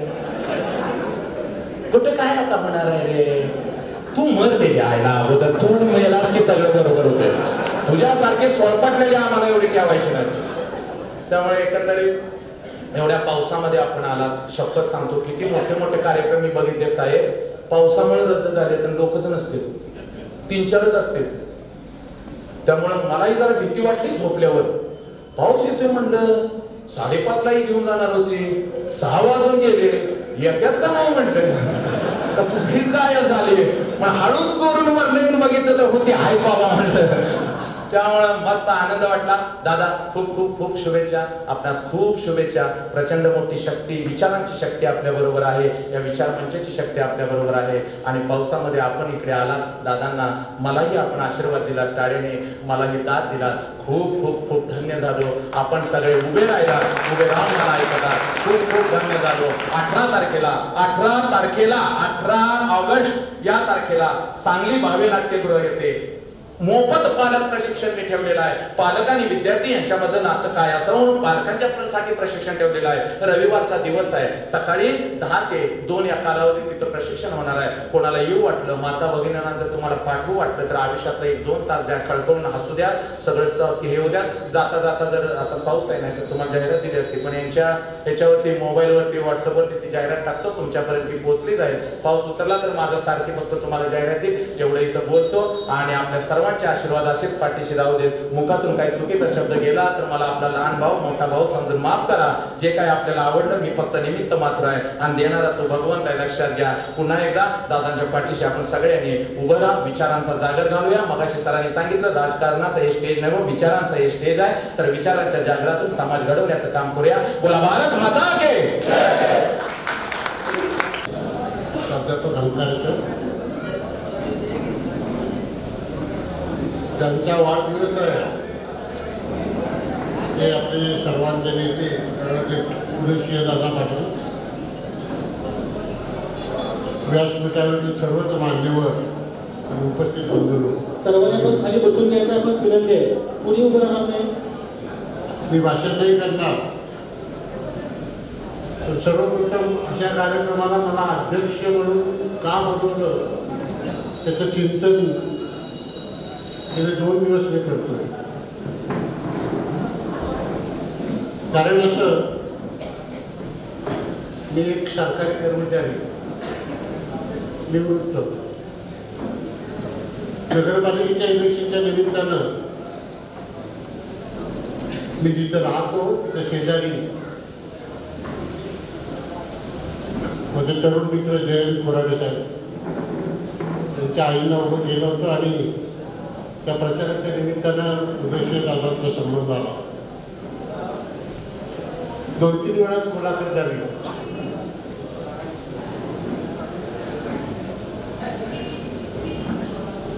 सरकारी सेवेत 30-35 वर्षे जरी गेली तरी लहानपणापासून थोडासा घराला राजकीय वारसा असल्यामुळं राजकीय माणसं जवळून पाहायचा यशवंतरावजींच्यापासून अनेक नेत्यांचा संबंध आला. उदयदादांच्या भेटीमध्ये प्रामुख्याने मला हे जाणवलं की मी निवृत्त झाल्यानंतर काय करायचं या नियोजनामध्ये गेली 4-5 वर्षे आहे. कृपेनं दैव कृपेनं किंवा मुलांनी सगळं जग फिरून दाखवलं. 30-35 देश जगाचे फिरून आलं. फिरायचाही कंटाळा आला. आता काय करायचं? सत्तेच्या राजकारणात मला तर पडायचं नाहीच आहे आणि पडणारही नाही. पण गप्पही बसवत नव्हतं. नगरपालिकेची इलेक्शन लागली आणि एकदा निवडणूक काय असते त्याची तळागाळात जाऊन अगदी शेवटच्या क्षणापर्यंत प्रत्येक मतदार कसा काय असतो ते पाहिलं आणि जाणवलं की गप्प बसून चालणार नाही. काळाच्या ओघामध्ये जे पुढे येऊ पाहताय ते तुम्ही सर्व पाहताय. दररोज टीव्हीवरची बातमी पाहिली, पेपर उघडला तर कुठले किती नेते कुठल्या पक्षातून कुठल्या पक्षात निघालेत त्याचे अंदाजही गाठता येणार नाही. निष्ठा नावाचा शब्दच संपलाय. अशा वेळेला भूतकाळाचं अवलोकन करताना एक जाणवलं. लहानपणापासून काकांना मी लांबून पाहिलं, जवळून पाहिलं. महाराष्ट्रामध्ये असे फार थोडे नेते आहेत, सत्ता भोगणारे असंख्य आहेत, पण या नेत्यांनी काकांनी जे हजारो संसार उभे केले ती माणसं प्रेमानं जोडली, ती घरं प्रेमानं जोडली. लहानपणी काका कोणाच्या घरी जेवायला जायचं असले की किमान 100 लोकांचं जेवण करायला लागायचं. कारण ते एकटे कधी नव्हतेच, आजी नाही. हे काकाने जे जोपासलं ते रयत संघटनेच्या रूपानं आज तुम्ही सगळेजण पुढे बसलेला आहात. बदलत्या काळात ही संघटना हे कार्य वाढलं पाहिजे, चालू राहिलं पाहिजे ही जाणीव मी ज्येष्ठ नागरिक जाणून बहुतांश ज्येष्ठांना आहेच. पण माझी एक खंत अशी आहे की आपल्याच ज्येष्ठांनी आपल्यानंतर जी आपल्या घरातली जी तरुण पिढी आहे, मुलं आहेत, आपली मुली आहेत, सुना आहेत, त्यांना त्या निष्ठेची या पूर्वीच्या काळाची जाणीव करून दिलेली दिसत नाही. काकांच्या कार्यक्रमाला ज्येष्ठ नागरिकांची उपस्थिती दिसते, त्याच्या दुप्पट मला तरुणांची उपस्थिती असायला हवी असं वाटतंय. आणि आज पुढे येऊ घातलेल्या इलेक्शनमध्ये उदयसिंह दादांना आपण निवडून देताना ते आपण मताच्या पेटीतून दाखवायचं आहे. मी तुम्हाला नम्रतेने अध्यक्षा नात्याने एवढीच विनंती करेन, आज या क्षणापासून ती विधानसभेचा निकाल लागेपर्यंत अविश्रांत काम करायचं आहे. आपण पेटून उठल्याशिवाय आपला हवा तसा रिझल्ट मिळणार नाही याची जाणीव मनात ठेवा. पुढं आपल्याला विरोध करणारे किंवा आपल्या पुढे उभं राहणारी माणसांची कार्यपद्धती याबद्दल मला बोलायचं काही कारणच नाही, ते तुम्हाला सगळ्यांना माहीतच आहे. त्या पद्धतीनं या दुष्ट प्रवृत्तींना आपण टक्कर तर देणार आहोतच, पण कशाही परिस्थितीत आपल्याला या विधानसभेचा निकाल हाती घ्यायचा आहे आणि महाराष्ट्राला हे दाखवून द्यायचं आहे की सच्चा कार्यकर्ता म्हणजे काय असतं तर रयत संघटना, सच्चा नेता म्हणजे काय असतं तर विलास काका आणि उदयनदादा. आणि हे स्वाभिमानाने सांगायला पाहिजे. लक्षात ठेवा, काकांचा कार्यकर्ता, रयतेच्या संघटनेचा कार्यकर्ता म्हणजे निष्ठावान कार्यकर्ता ही लेबल तुमच्या छातीवर मिळवायची असेल तर कामाला लागा, नाहीतर इतरांच्यासारखे लाचार होऊन आपल्याला मान खाली घालावे लागून वेळ आणून घेऊ नका. परत विनंती करेल की आपल्या पुढे येऊ घातलेल्या दुष्ट प्रवृत्ती ह्या लाचार निर्माण करणारी माणसं आहेत. खूप जवळून पाहिलंय मी त्यांना, आणि तुम्ही सगळे स्वाभिमानी आहात. अंकारे सरांनी आता परत 100 वेळा रिपीट करून सांगितले स्वाभिमान म्हणजे काय. आपण याची जाणीव करून घेऊया. मी सर्वांना आपल्याला परत एकदा विनंती करतो की 19च्या या इलेक्शनमध्ये आपल्याला आजपासून आत्तापासूनच कामाला लागायचं आहे, ते आपण लागूया. आणि अशा प्रकारचं का उदयदादांना वाढदिवसाच्या शुभेच्छा देऊन एक आश्वासन देतो आणि मी माझं अध्यक्षीय भाषण संबोधतो. जय हिंद. मलकापूर नगरीच्या युवकांच्या मेळाव्याच्या निमित्तानं या कार्यक्रमाचे अध्यक्ष सन्माननीय जगदाळे साहेब,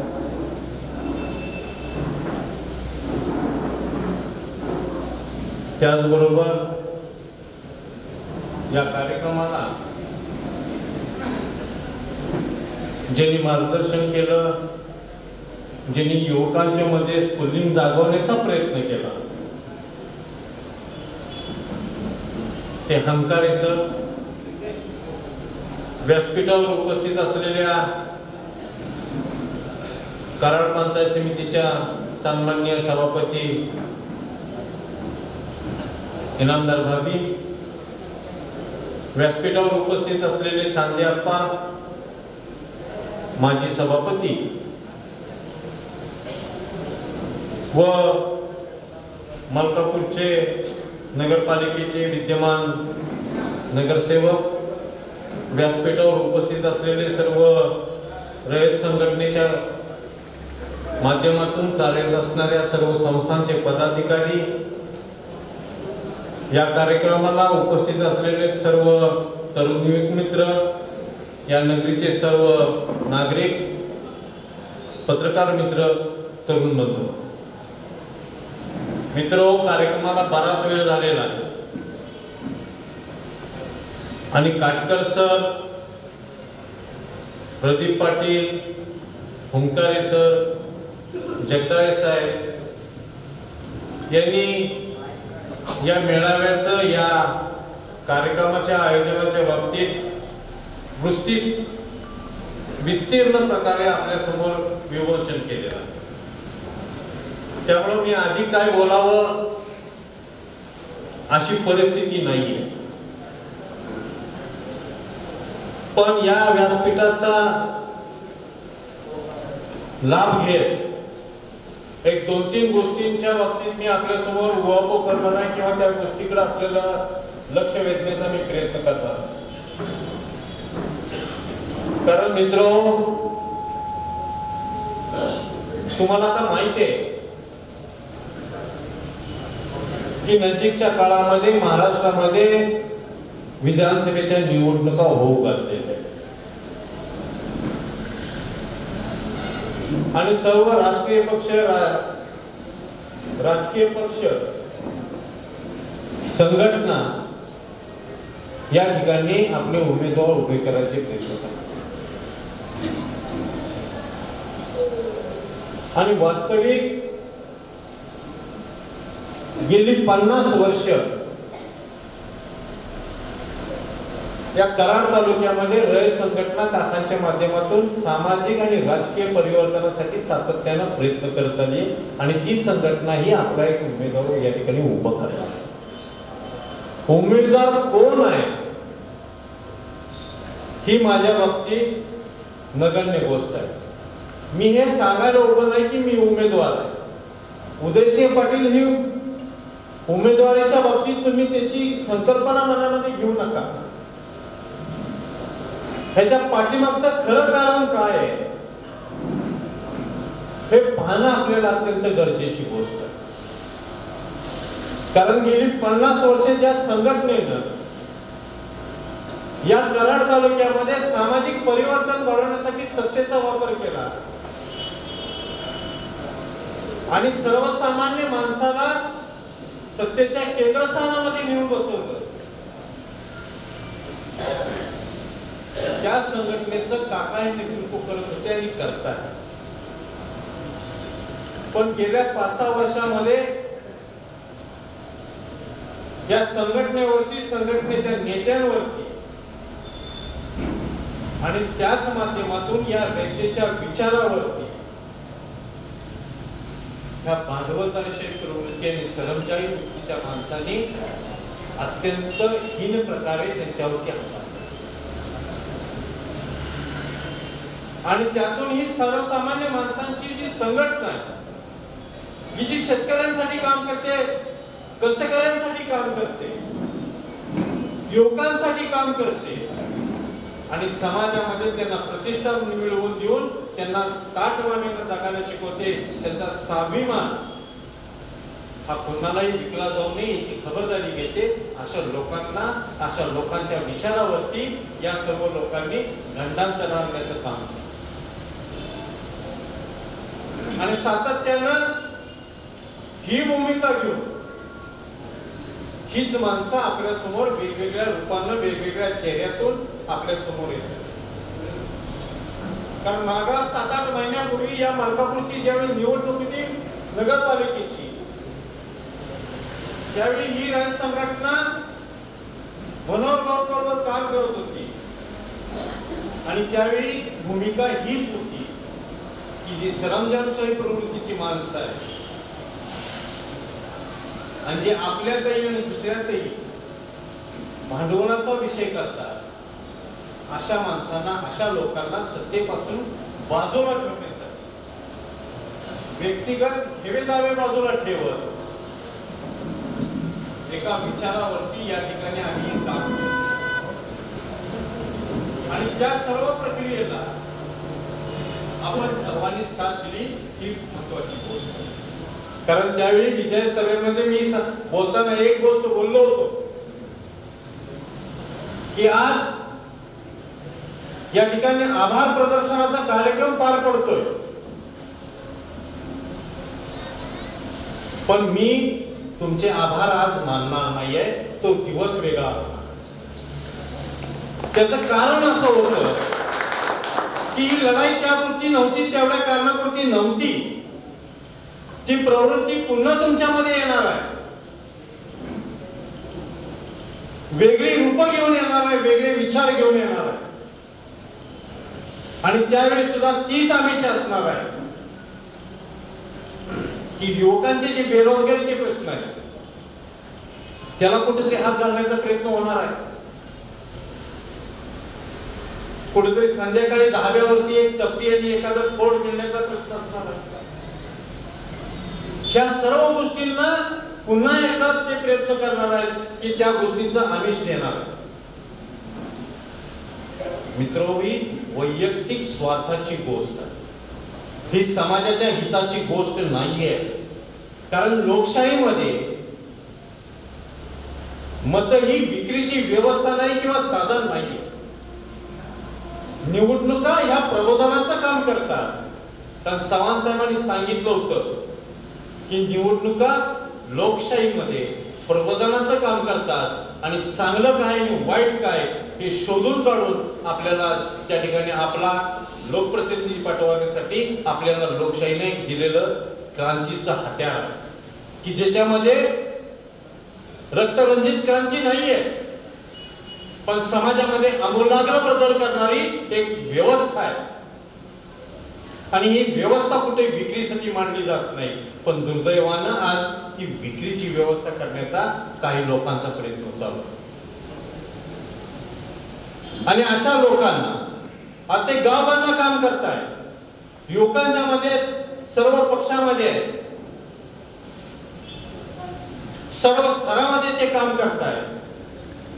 त्यांना थांबवण्याची तुमची आमची खरी जबाबदारी आहे. कारण आजच्या तरुणांचं हित जर का साधायचं असेल, त्याचं व्यक्तिमत्व भविष्यामध्ये जर का घडवायचं असेल,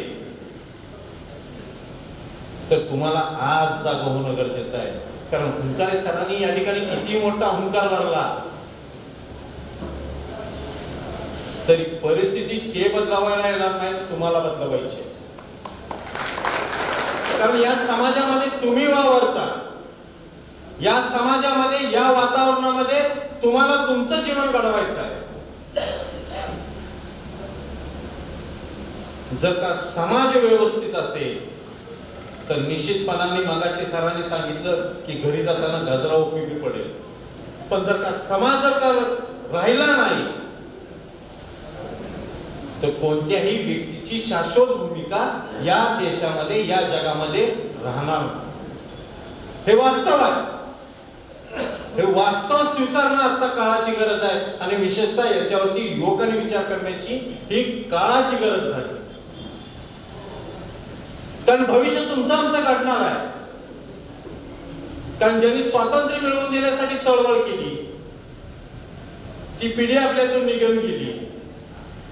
जे स्वातंत्र्यानंतर या समाजामध्ये काम करती ती पिढी हळूहळू आपल्यातून नाहीशी होत चालली. आणि आता जे काम करू इच्छितात त्यांच्यामध्ये व्यक्तिमत्वामध्ये जो अभाव आहे, कॉन्फिडन्स, सेल्फ कॉन्फिडन्सचा, तो आपल्याला जागा करायचा. आणि तो जागा झाला तर निश्चितपणाने या लोकशाहीला काहीतरी अर्थ नाही. कारण नुसत्या देशाच्या सीमेवरती सैनिकांनी हुतात्मा देऊन चालत नाही. ते देशाच्या सीमेचं संरक्षण जरूर करतायत, ते तुमच्या आमच्यासाठी करतायत, पण त्यांच्यासाठी हा देश संरक्षित ठेवणं हे तुमचं आमचं काम. या देशाचे संरक्षक आपण आहोत. या लोकशाहीमधले आपण खरे महत्वाचे घटक आहोत की जो 18 वर्षाचा मतदार आहे तो खरा महत्वाचा घटक आहे. कारण त्याच्या हातामध्ये देश आहे. कारण या जगाच्या पाठीवरती भारत एक असा एक देश आहे की ज्याची आयु आता फक्त 40 ते 45 वर्षामध्ये आहे. सर्वात तरुण युवक देश आहे आपला. युवकाच्या हातामध्ये खऱ्या अर्थानं सत्तेची सूत्र आहे. पण आपण विचारच करत नाही. मी, माझं कुटुंब आणि माझ्या पुरतं, पायापुरतं पायतान कापून समाजामध्ये राहू शकत नाही. कारण ज्या मातीनं तुम्हाला या ठिकाणी जगवलं, वाढवलं, त्याचं काही देणं आपण लागतो का नाही? कारण मित्रो, आपण सर्वजण शेतकरी कुटुंबातली माणसं. ज्यावेळी शेतकरी आपल्या रानामध्ये ज्वारीची पेरणी करतो, एक दाणा पेरल्यानंतर त्याचं एक ताट उभं राहतं, त्याला एक कणीस येतं. ते कणीस सुद्धा ज्यावेळी पक्व व्हायला येतं त्यावेळी ते जमिनीकडे वागतं. त्याचं खरं कारण काय आहे तर मी एक दिलं, तू मला लाखोनं दिलंस, मी तुझा आभार मानतो, हे ते जमिनीला म्हणत असतं, त्याच्या मातीला म्हणत असतं. आपण तर या जमिनीने पोचलोय, त्या जमिनीनं आपल्याला पोचलंय, हिचं आपण काही घेणं लागतो का नाही? हा कुठेतरी विचार आपण करतो का नाही? हा आजची तरुणांच्या पुढचा प्रश्न आहे. कारण ह्या गोष्टींचा जर का विचार केला नाही तर ज्यांनी आपल्याला स्वातंत्र्य मिळवून दिलं त्या स्वातंत्र्यवीरांच्या बलिदानाला आपण नमन सुद्धा करू शकत नाही. त्यांच्या हुतात्म्याला आपल्याला अर्थ आपण देऊ शकत नाही. आज कारगिलचा विजय दिवस आहे. आपण सर्वांनी निश्चितपणानं त्या ठिकाणी वीर जवानांना श्रद्धांजली वाहिली. पण त्यांनी ज्या देशाचं, ज्या मातृभूमीचं संरक्षण केलं, त्या लोकशाहीनं त्यांना अधिकार दिला की लोकशाहीचं संरक्षण करणं हे त्यांनी तुमच्या हातामध्ये सोडलं. त्याचं संरक्षण तुम्ही करा. निश्चितपणानं मी आज सांगेन की ती खरी श्रद्धांजली त्यांना असणार. कारण हा देश, मी, माझा विभाग, माझं गाव, माझा जिल्हा, माझा तालुका, माझं राज्य, माझं राष्ट्र हे ज्यावेळी संघटितपणे मी विचार करतो त्यावेळी निश्चितपणानं व्यक्ती स्वतःच्या व्यक्ती विकासाकडे चालण्याचं काम करते, जे या ठिकाणी घडणं अत्यंत काळाची गरज आहे. म्हणून माझी जाता जाता आपल्या सर्वांना विनंती आहे की 7-8 महिन्यापूर्वी तुम्ही एक लढाई लढला, विचाराची लढला, लोकशाहीची बूज राखण्यासाठी लढला आणि त्या सर्व प्रवृत्तींना की ज्या सरंजाईशाही प्रवृत्तीच्या होत्या, ज्यांना भांडवलदारशाहीमध्ये वाढवायचं होतं, या समाजाला वैचारिकदृष्ट्या गुलाम करून नागवायचं होतं, अशा लोकांना तुम्ही पराभूत केलं. तुमची ताकद आहे, पण ती जागी करा. स्वतःमध्ये एक चेतना जागी करा. कारण जाता जाता मी एवढंच सांगेन, एका सुफी संतांनी सांगितलंय, क्यों तरसता है बंदे जल्दी ही बदलेगा मंजर, क्यों तरसता है बंदे जल्दी बदलेगा ये मंजर, बस अपने दिल में झांक दिल के अंदर. घाबरून काहीही होणार. ज्या दिवशी तुम्ही संघर्षाची भूमिका मान्य कराल त्यावेळी त्या निश्चित त्या प्रवृत्ती तुमच्यापासून लांब थांबतील याची खात्री आहे. फक्त संघर्षाची भूमिका घ्या एवढीच अपेक्षा व्यक्त करतो. आणि 19ची येणारी विधानसभा ही रण संघटनेच्याच हक्काची असणार आहे. एवढीच बोलतो आणि या ठिकाणी थांबतो. जय हिंद, जय महाराष्ट्र. आज या कार्यक्रमाच्या निमित्ताने आपण सर्वजण येथे प्रचंड संख्येने उपस्थित राहिला त्याबद्दल रयत संघटनेच्या वतीने मी आपला हार्दिक आभार मानतो आणि सभा संपल्याचे जाहीर करतो.